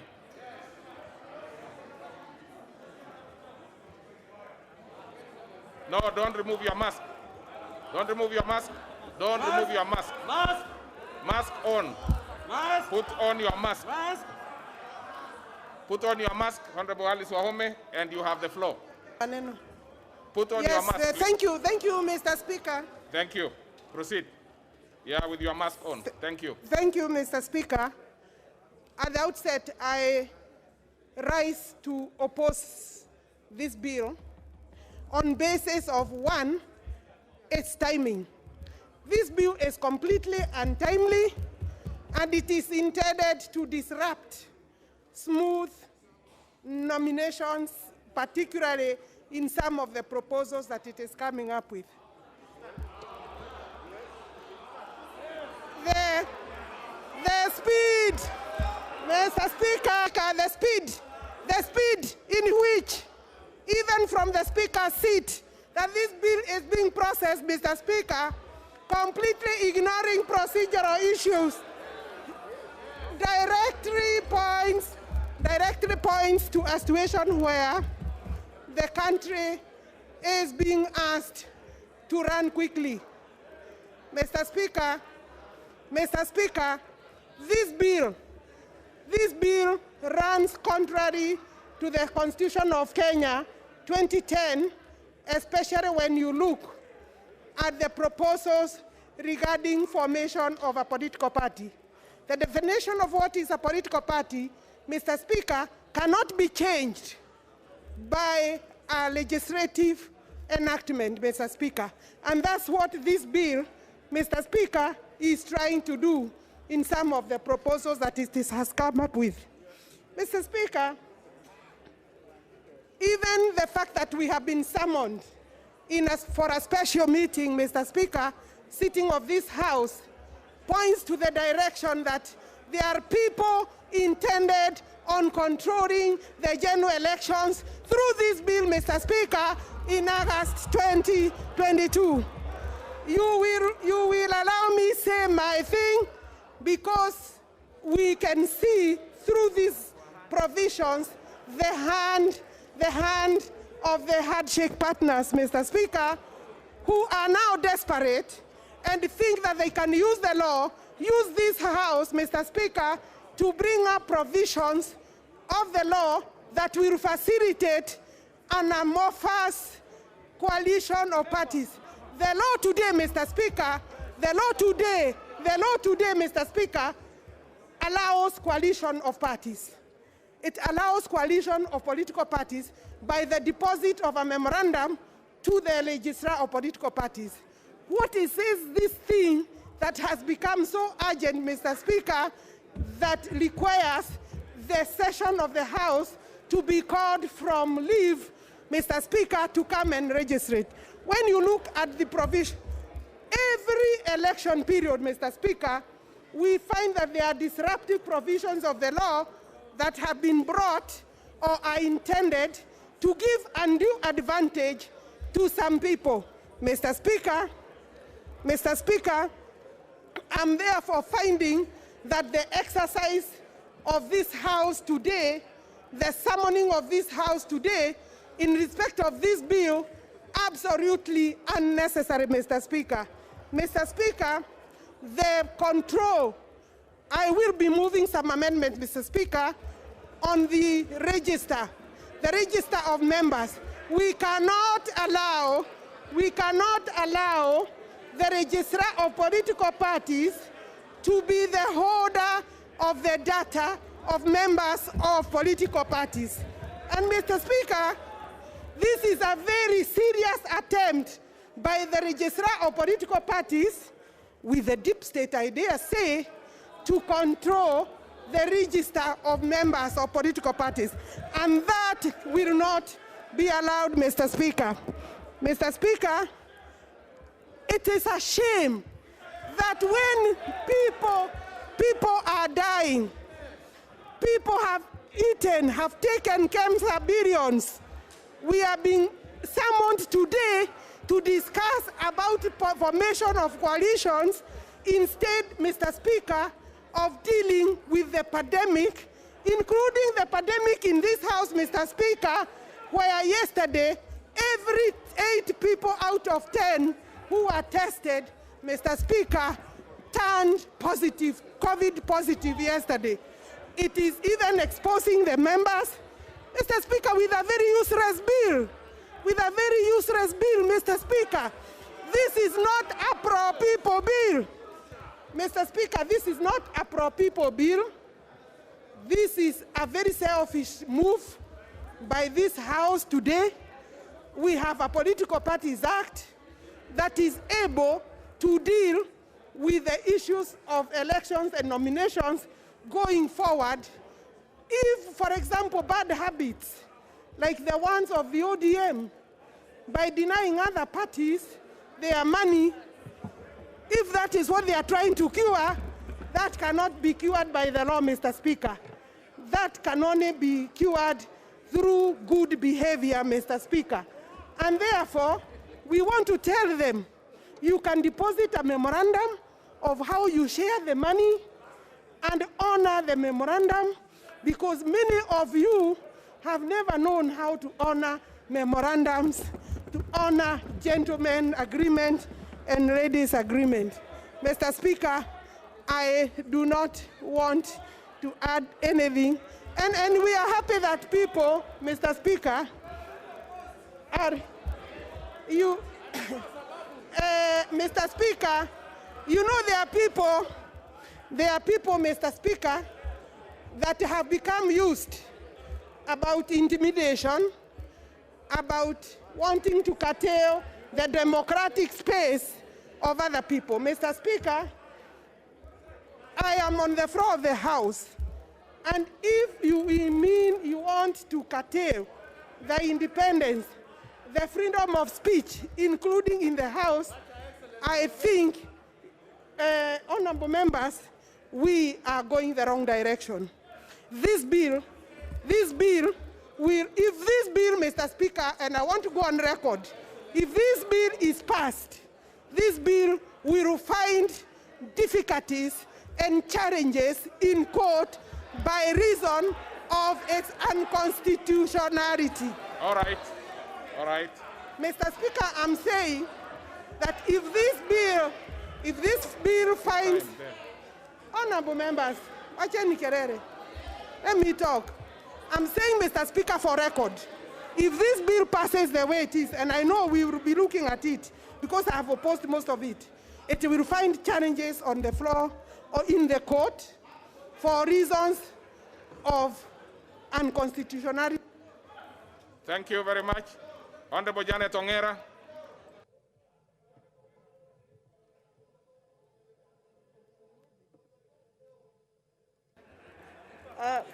Thank you, Mr. Speaker, for giving me this opportunity to contribute to this bill. Mr. Speaker, I rise to support, and I would like to request our honorable members of this House to listen to what I have to say, because, Mr. Speaker, I believe I'm one of the most sober members in Kieleweke. Mr. Speaker, I want to speak from experience. Mr. Speaker, I have run political parties for 10 years in my other previous life. And one of the reasons, Mr. Speaker, that was most challenging was the fact that we never had provisions for coalition political parties, whereby you would have corporate membership, Mr. Speaker. When I look at this bill, Mr. Speaker, it has provided for single political parties of single member constituency. I have seen that this amendment is going to provide for corporate membership. That is a coalition of political parties. It is also providing, Mr. Speaker, for alliances to be formed. What better democracy, Mr. Speaker, can we have when we are speaking about being democratic, except by going through the way of this amendment?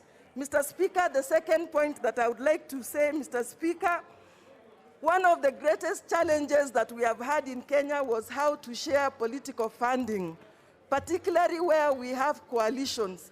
Mr. Speaker, I remember that the late Kalembe Ndile died crying that he was never given his money by Jubilee Party. Mr. Speaker, I know that our partners in NASA were crying that ODM never gave them their money until recently. Mr. Speaker, what better provision than to have a clear provision that the registrar of political parties can actually divide this money based on proportionate representation. Mr. Speaker, I And I seriously urge my colleagues in Tanga to look at this with clear eyes. Don't be clouded. Don't be clouded by the arena of the heat of politics. History will judge us wrongly. Let us look at this with very sober eyes and look at the provisions. There is nothing that is hidden here. This is very clear. Mr. Speaker, with those two remarks, I support this amendment. Thank you. Honorable Eseli Simiyu. Honorable Eseli Simiyu.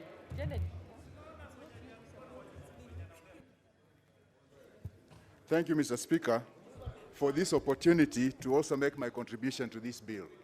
Mr. Speaker, this is my third term in this parliament, and all my time has been in coalition. In fact, I've been also part of the people who are negotiating formation of the two past coalitions, CORD and later on NASA. Mr. Speaker, I can assure the House that Kenya is a coalition of states. So a coalition of nations. Nations, the Luya nation, the Kikuyu nation, the whatever nation. All those are nationalities. But then Kenya was crafted by the colonialists. And now we are a coalition of all those nations. We cannot escape the fact that our politics will also be governed by coalitions. These coalitions are an attempt, to actually overcome the issues of exclusivity in running the government. These coalitions are curing the issue of inclusivity so that people can feel included in the governance of the country. Mr. Speaker, if you don't know your history, if you don't remember your history, you are bound to repeat the same mistakes that led to that history. In the sense that we've all seen in the recent past a coalition like Jubilee opting to form one juggernaut party, and in the process, it is slowly imploding. A coalition like NASA, eventually, because of issues of funding, eventually implodes. All this need a cure, and this is one way that we can cure the problem. Mr. Speaker, I'll be very brief with this last comment. It is important that we all note there are those who are concerned about the timeline of forming coalitions. But we must note several things. One, IEBC will require time in order to do the ballots and all that. That time scale cannot be ignored. And it has to be done properly. We all know the history of IEBC, who have had issues with procurement. We must give them enough time to be able to do their procurement. But then, there are those who are uncomfortable with the time stipulated in the bill on formation of coalitions. But this discomfort, Mr. Speaker, is mainly dishonest. This discomfort is dishonest in the sense that there are people and several parties which are well known who are sitting on the fence waiting for the highest bidder. And these sort of coalitions and these sort of parties fear that when they are told to do their coalition 6 months to the election, they'll be discovered where they lean to. And they are hoping to ride in such a way that they are not uncovered until 3 months to the election. And that's the discomfort about the timeline.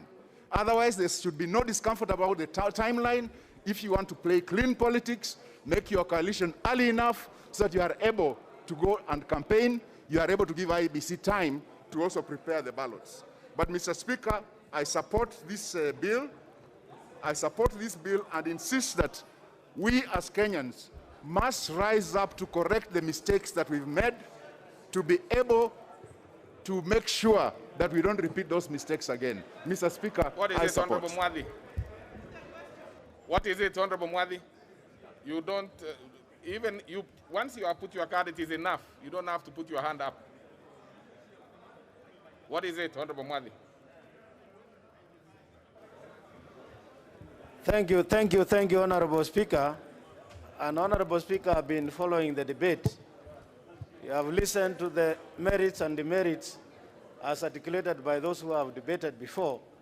But at this point, Honorable Speaker, rising under Order 95, to ask that the mover be called upon to reply so that we can deal with the matters later.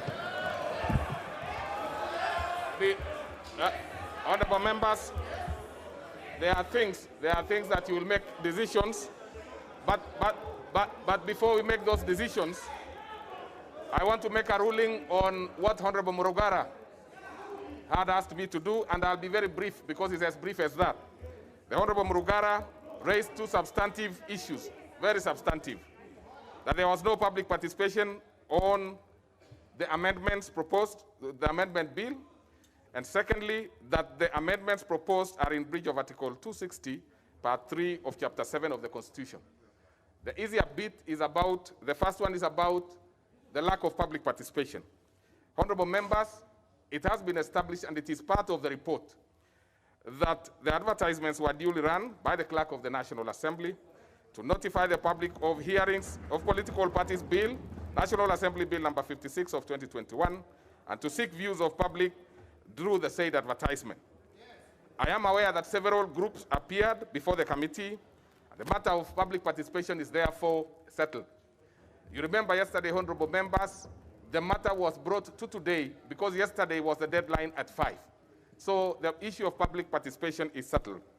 On Article 260, Part 3, Chapter 7 of the Constitution, it's plainly providing for scope and requirement for political parties under Article 91 and 92 in generality. This House, therefore, insists to this particular important matter, and you will have your way to decide one way or the other.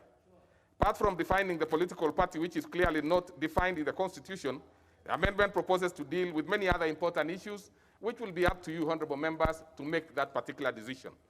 So, honorable members, then I propose to the second issue as to whether you would want the mover to be called to reply as proposed by Honorable Mwadhi. Will as many as of that opinion say aye? Aye. Many as of a contrary opinion say nay? Nay. The ayes have it.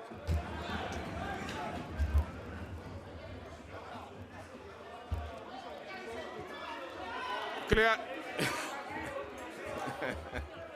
Clearly, honorable members, you can take your seats. No, don't take your seats. Allow the counting of these particular members, those who are standing. Count the numbers, and we confirm that we have the numbers to proceed to the next step. Yeah, just a minute, please. We are confirming. Those who are standing, don't sit down.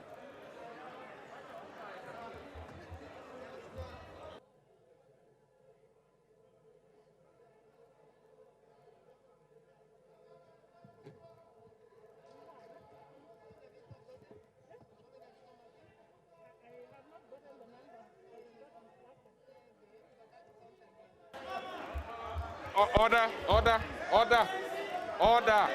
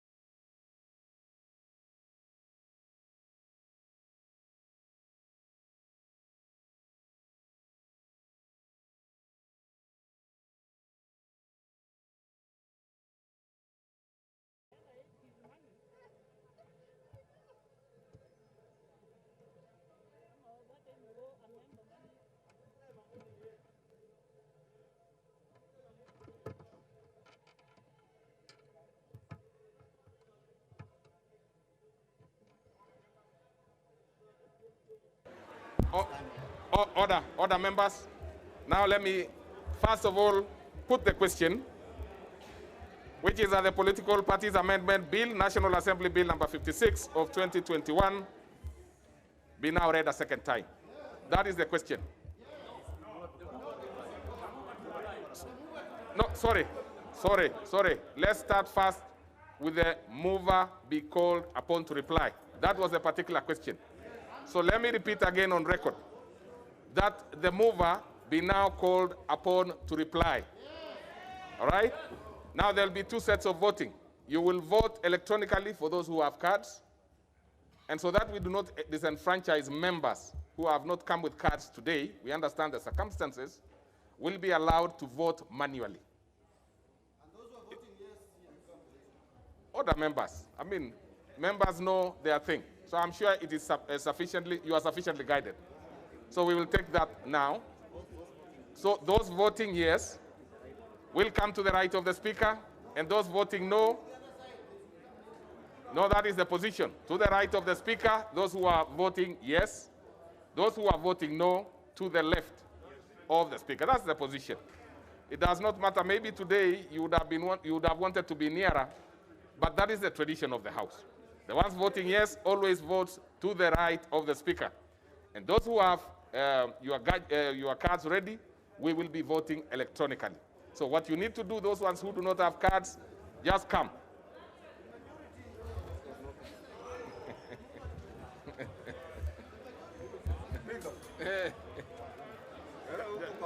Just a minute.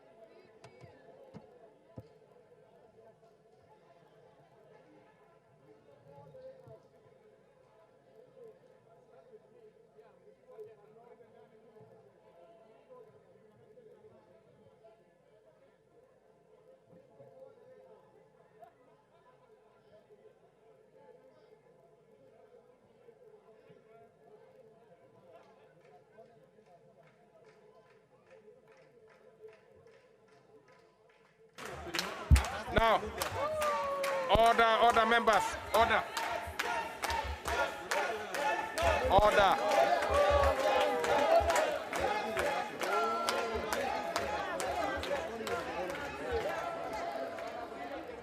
Honorable Nasir, put on your mask properly. Now, members, remove your cards. Remove your cards. Log out, honorable members. Those who have cards, log out fast. Yeah?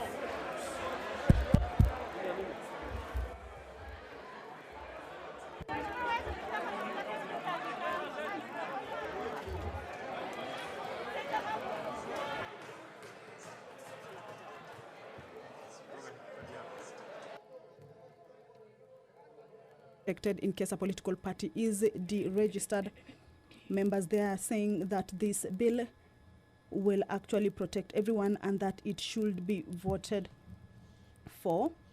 Clause 14 of the bill provides for the amendment of Section 22 of the Act to provide for the continued holding of an office established under the Constitution by a person elected to that office after the deregistration of the political party to which that person belongs, whether or not the person joins another political party or remains independent of any political party, minority party.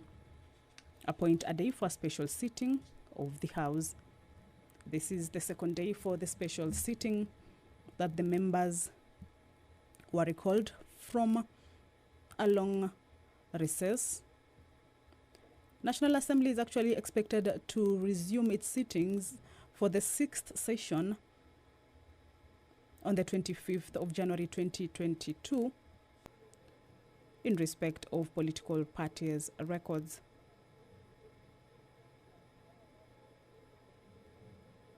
It is a bill that has 27 clauses, and some members have been raising questions on some of these clauses. Some have been raising questions on the timing, why the bill had to be discussed on this particular moment or at this particular time when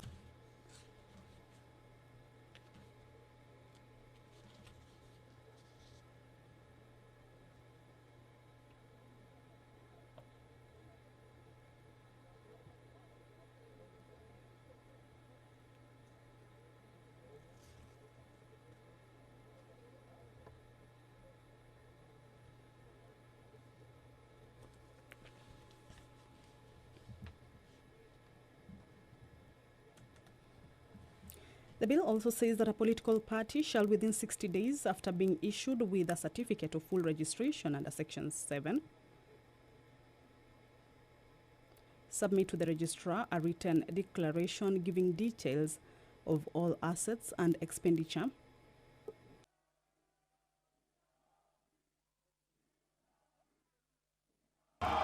Order, members. Order. Order. Order. Order.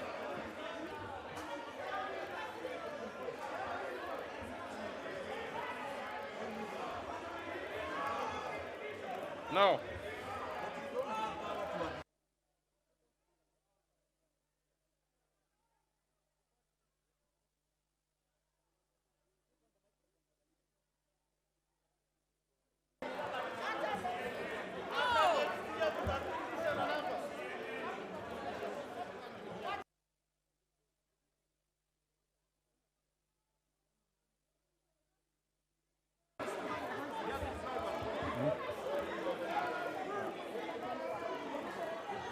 We need to put a question. You need to be here.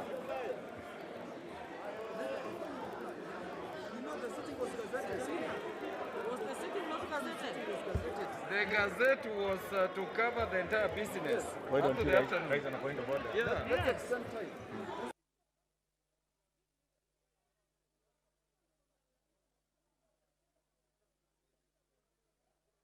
Let Karuma raise on a point of order. Let him reply. Yeah. Just a minute. Yeah? Yeah.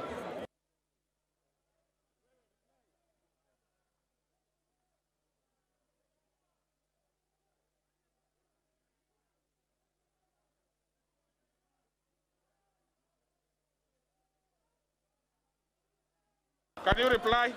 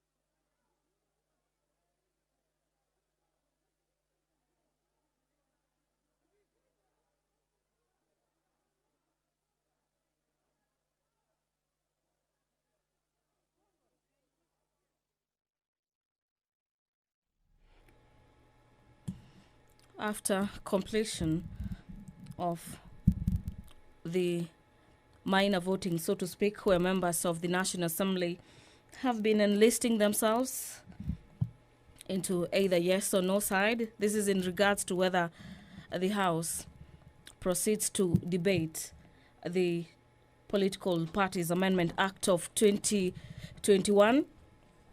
The voting was as follows: 111 members of Parliament enlisting themselves to the yes side, and the nay side having 68 members of Parliament opposing the debate to that particular bill. Thereafter, the Speaker, Deputy Speaker, Honorable Moses Cheboy, giving his ruling that the House will not be having the afternoon sitting on this day, and that members of Parliament, 6 members of Parliament who had sought to have their amendments included in the Political Parties Amendment Bill, a report by the Justice and Legal Affairs Committee, be considered before the committee. The Speaker ordering that the JLAC Committee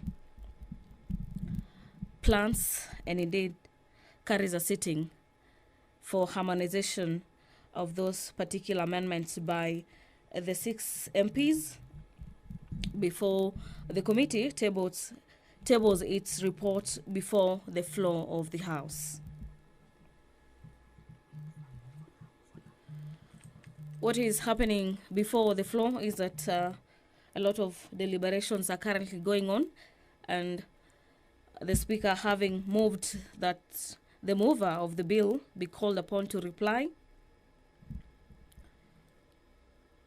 After the mover replies to that call, the House will be adjourning until such a time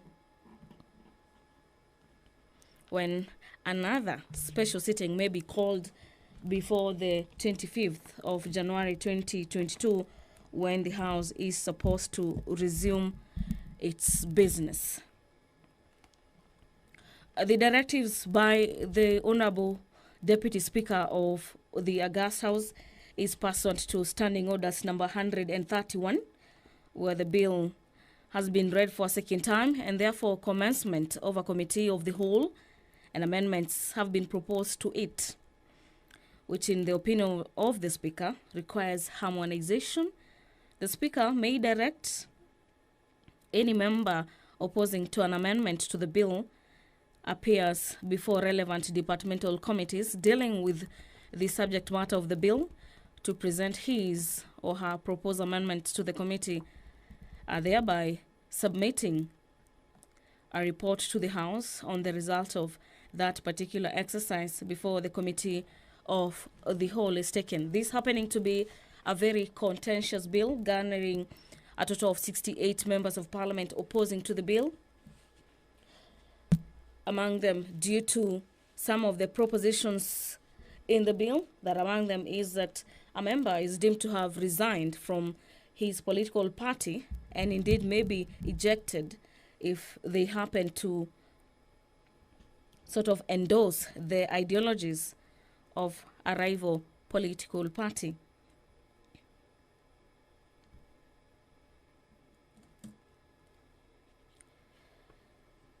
Members opposing some of the provisions in the bill will now be moving to the Muturi Kigano-led committee to table the amendments before the chair submits the report of the committee. There has been issues in regards to that particular bill. Some members opposing that there has been issues to do with public participation that some allege was not properly carried out before the committee. But we heard the Deputy Speaker, Moses Cheboy, ruling that out and indeed telling members that the committee indeed carried out public participation.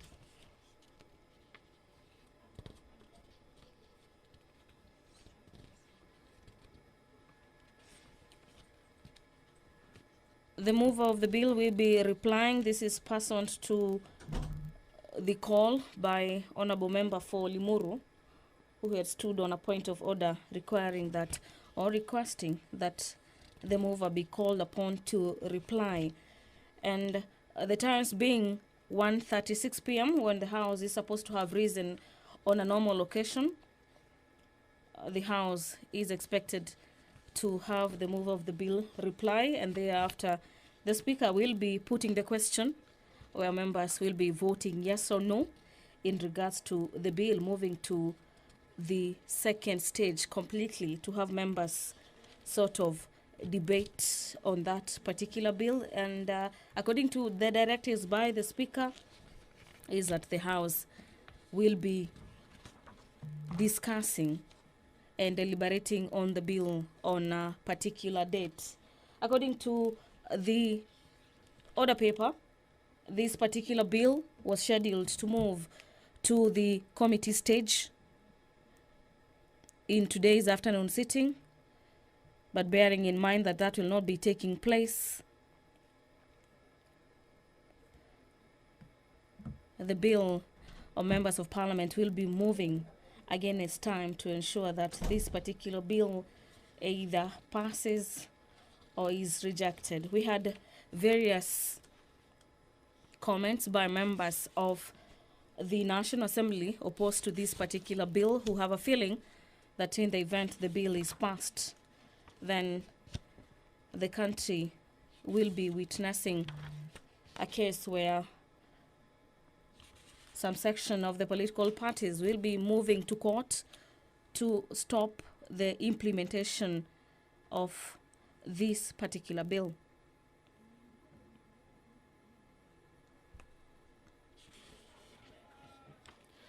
On a normal occasion, if this bill is passed by the National Assembly, is then expected to head to the Senate for consideration. But bearing in mind the House is ill-timed in matters pertaining to passage of this particular bill, we might witness another special sitting of the National Assembly to finalize on this debate.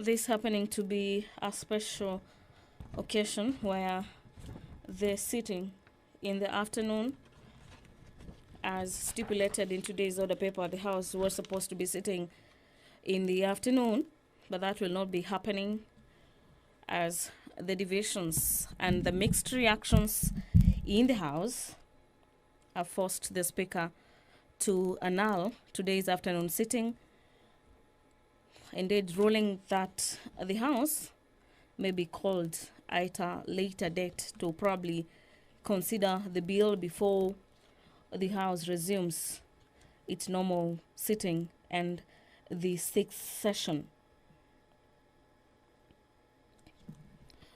The bill proposes to add functions to the register of political parties. This is in line with keeping and maintaining the register of political parties, the certification that independent candidates in an election are not members of a political party, certification that symbols intended to be used by independent candidates in an election are not similar to symbols of registered political parties. The other thing is the certification that names appearing in a party list and presented to the political parties presenting the party list, regulating political party nominations and training of political parties' election agents.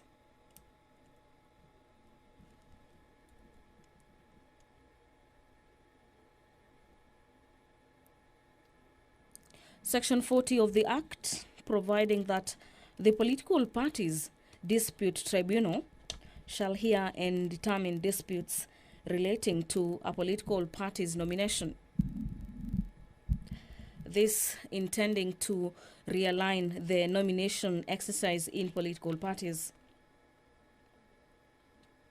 Clause 23 also providing for the hearing of disputes. This is in relation to coalition of political parties to be heard by the internal political parties dispute resolution mechanism.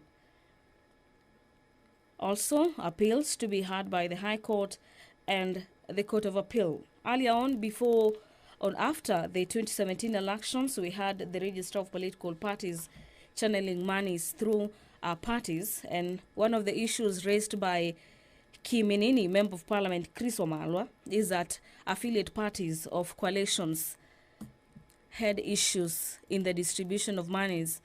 And in him supporting the bill, he says that the Register of Political Parties will now have the mandate to transfer funds, be it as it may, to the smallest political parties in a coalition.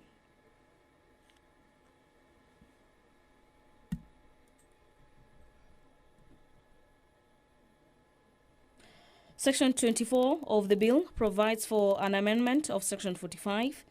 This is of the Political Parties Act to provide for the enlistment of a person as a member of a political party without a person's consent shall be an offense.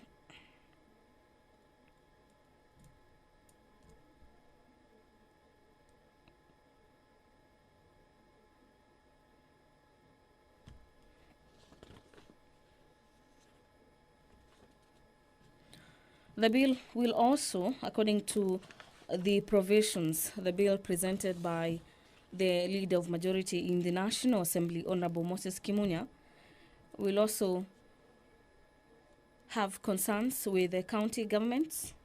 And these concerns are in terms or in relations to Article 110, subsection 1A of the Constitution, that provisions that affect the functions and the powers of the county governments shall be set out in the 4th schedule of the Constitution.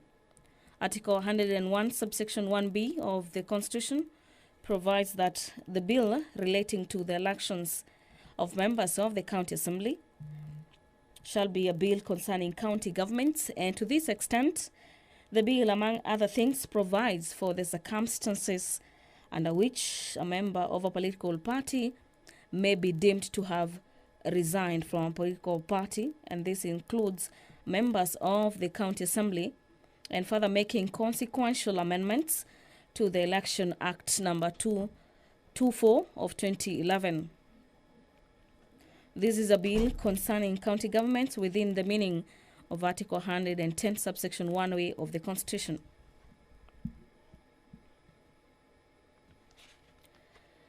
In the current political scene in the country, we have witnessed members of a particular party, so to speak, promoting ideologies of a rival political parties, and that has necessitated some amendments to the Political Parties Amendment Act of 2021 to sort of curb that.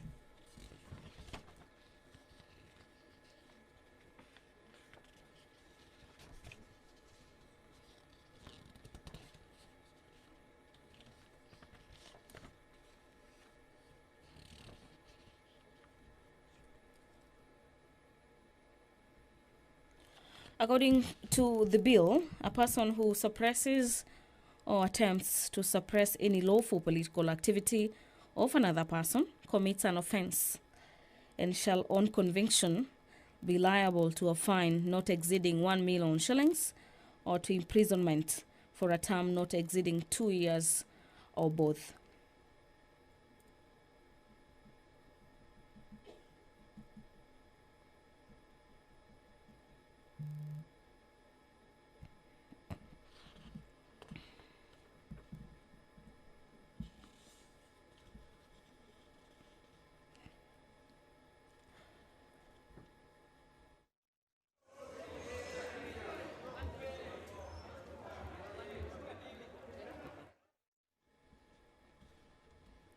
members of the National Assembly currently taking their place, and any minute from now, the mover of the motion may be taking his substantial position to reply on the matter before the Speaker puts the question, necessitating members to vote on the debate, conclusively moving to the second stage, where members are expected to debate on this particular bill before the committee moves to the Committee of the Whole and is passed by the House or rejected. You remember that a couple of members of Parliament have raised concerns. This is regards to the consideration of the amendments to this particular bill, and therefore the Deputy Speaker, Honorable Moses Cheboy, ruling that the committee gives them an ear by the 6 members of Parliament will be considered by the committee before the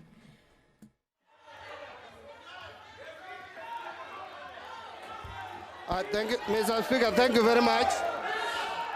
Mr. Speaker, I rise on a point of order, Mr. Speaker. Mr. Speaker, based on your ruling, as we proceed, Mr. Speaker, as we proceed to have the mover to reply, I'm rising on a point of order. Mr. Speaker, once you have made a ruling that we are not going to have afternoon sitting, but Mr. Speaker, my concern is that the afternoon sitting of the House was gazetted after the request by the majority leader. And so, Mr. Speaker, a sitting of Parliament once gazetted, a sitting of the House once gazetted, Mr. Speaker, cannot be called off, Mr. Speaker, unless by the leave of the House, Mr. Speaker. And so, Mr. Speaker, we have a properly constituted special sitting this afternoon, the 22nd of December, 2021. It is only by leave of this House that a special sitting can be called off, Mr. Speaker. Mr. Speaker, therefore, I'm asking you to reconsider your ruling, because the standing order number 1 only provides and gives the Speaker the authority to make determination on matters that are not clearly spelled out in the standing order. But, Mr. Speaker, on the issue of special sitting and having been gazetted, you cannot, Mr. Speaker, call off a sitting of the House unless with the leave of the House, Mr. Speaker. And so, Mr. Speaker, my request is that we have our sitting in the afternoon begin from 4 p.m. this afternoon, Mr. Speaker. We have to sit from 4 p.m. this afternoon, Mr. Speaker. 2 hours is enough for the committee to consider those amendments, Mr. Speaker. We have 2 hours from 2 p.m. to 4 p.m. to reconsider all these amendments and harmonize them. Thank you, Mr. Speaker. Please. Order, members. Please take your seats. Order. Order. Order. Order, members. Take your seats.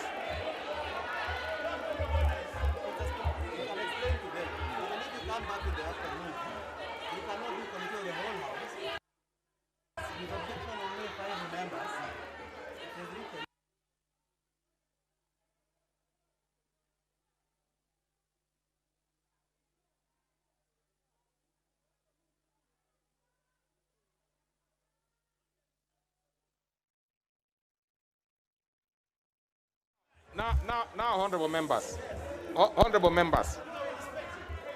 now I'll tell you this, that we have come this far. This is something that we have been grappling about since morning. We have been in consultation with membership and leadership, and they agreed on a few things. Because if you look at the Committee of the Whole House, it is with leave of the House. Even if you asked that we come in the afternoon, which is of course possible, with only 5 members, we are not able to proceed.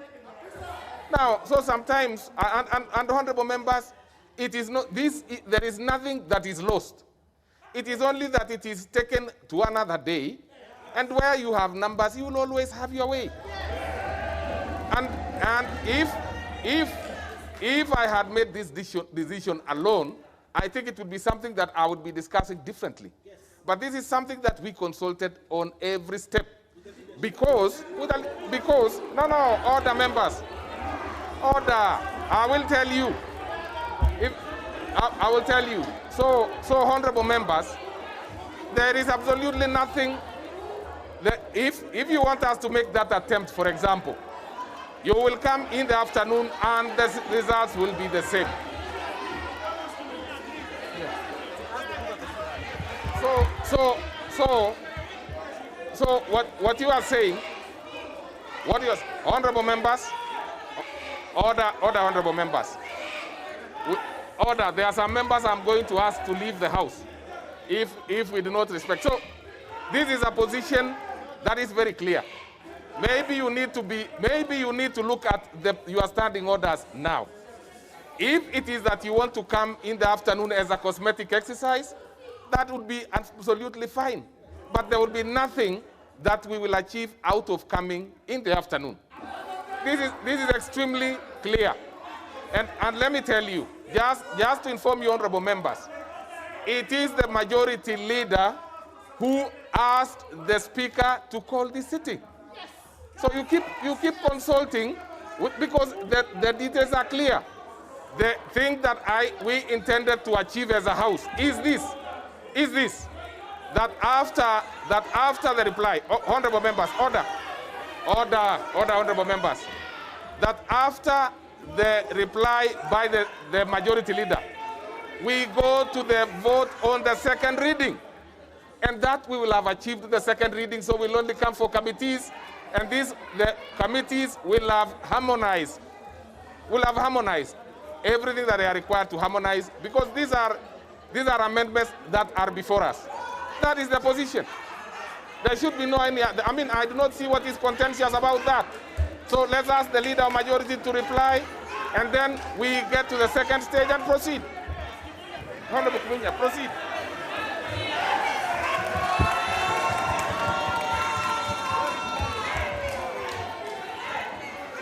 Honorable Speaker,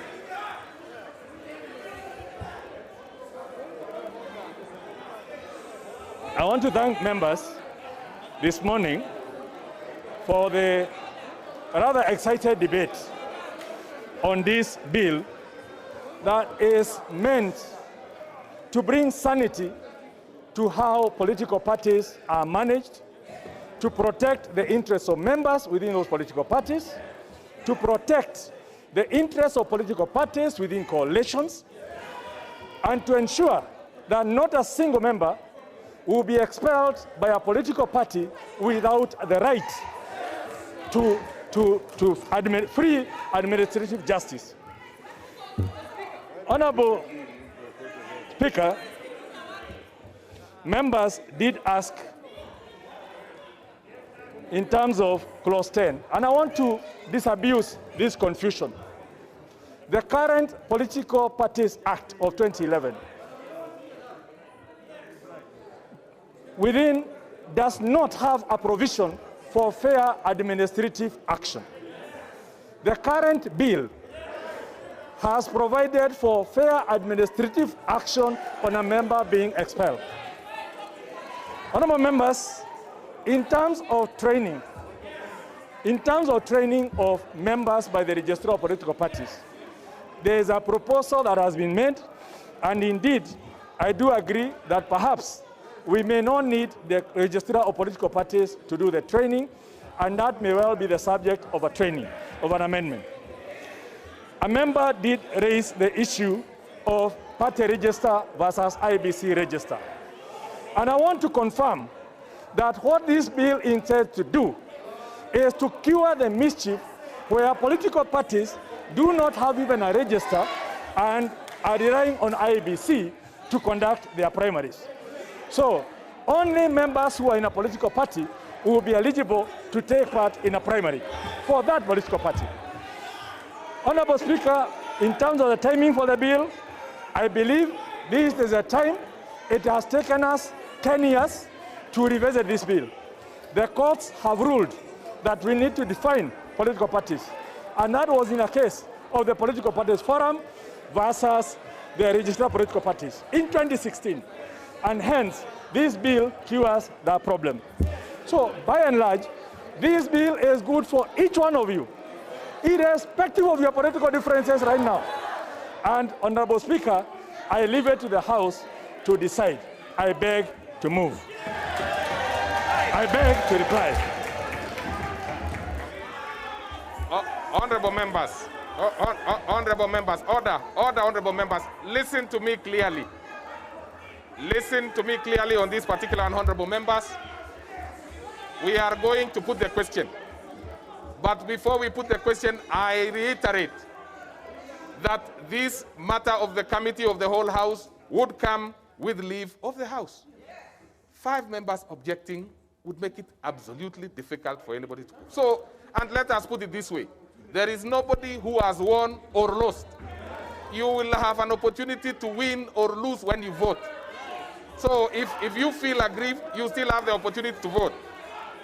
So I put the question, which is that the Political Parties Amendment Bill, National Assembly Bill number 56 of 2021, be now read a second time. Will as many as of that opinion say aye?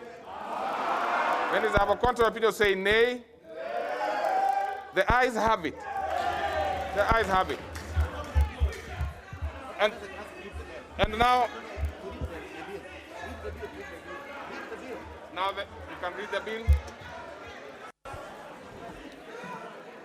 A bill for an act of parliament to amend the Political Parties Act and for connected purposes.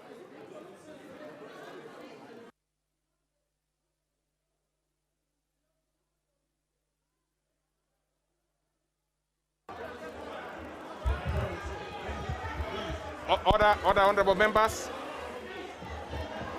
Time being 1:59 p.m. This House stands adjourned till Tuesday, 25th January 2022 at 2:30 p.m.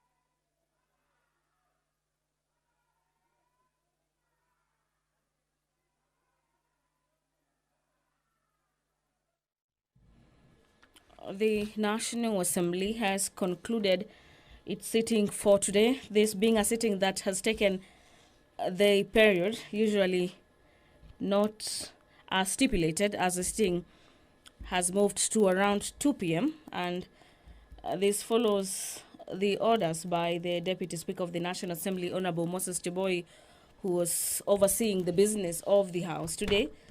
And upon rising of the House at the moment, the House stands adjourned until the 25th of January 2021. That is the latest from the National Assembly. We are glad you've been watching. On behalf of the team that have made this broadcast possible, thank you very much for watching. My name is Gladys Mungai. Good afternoon.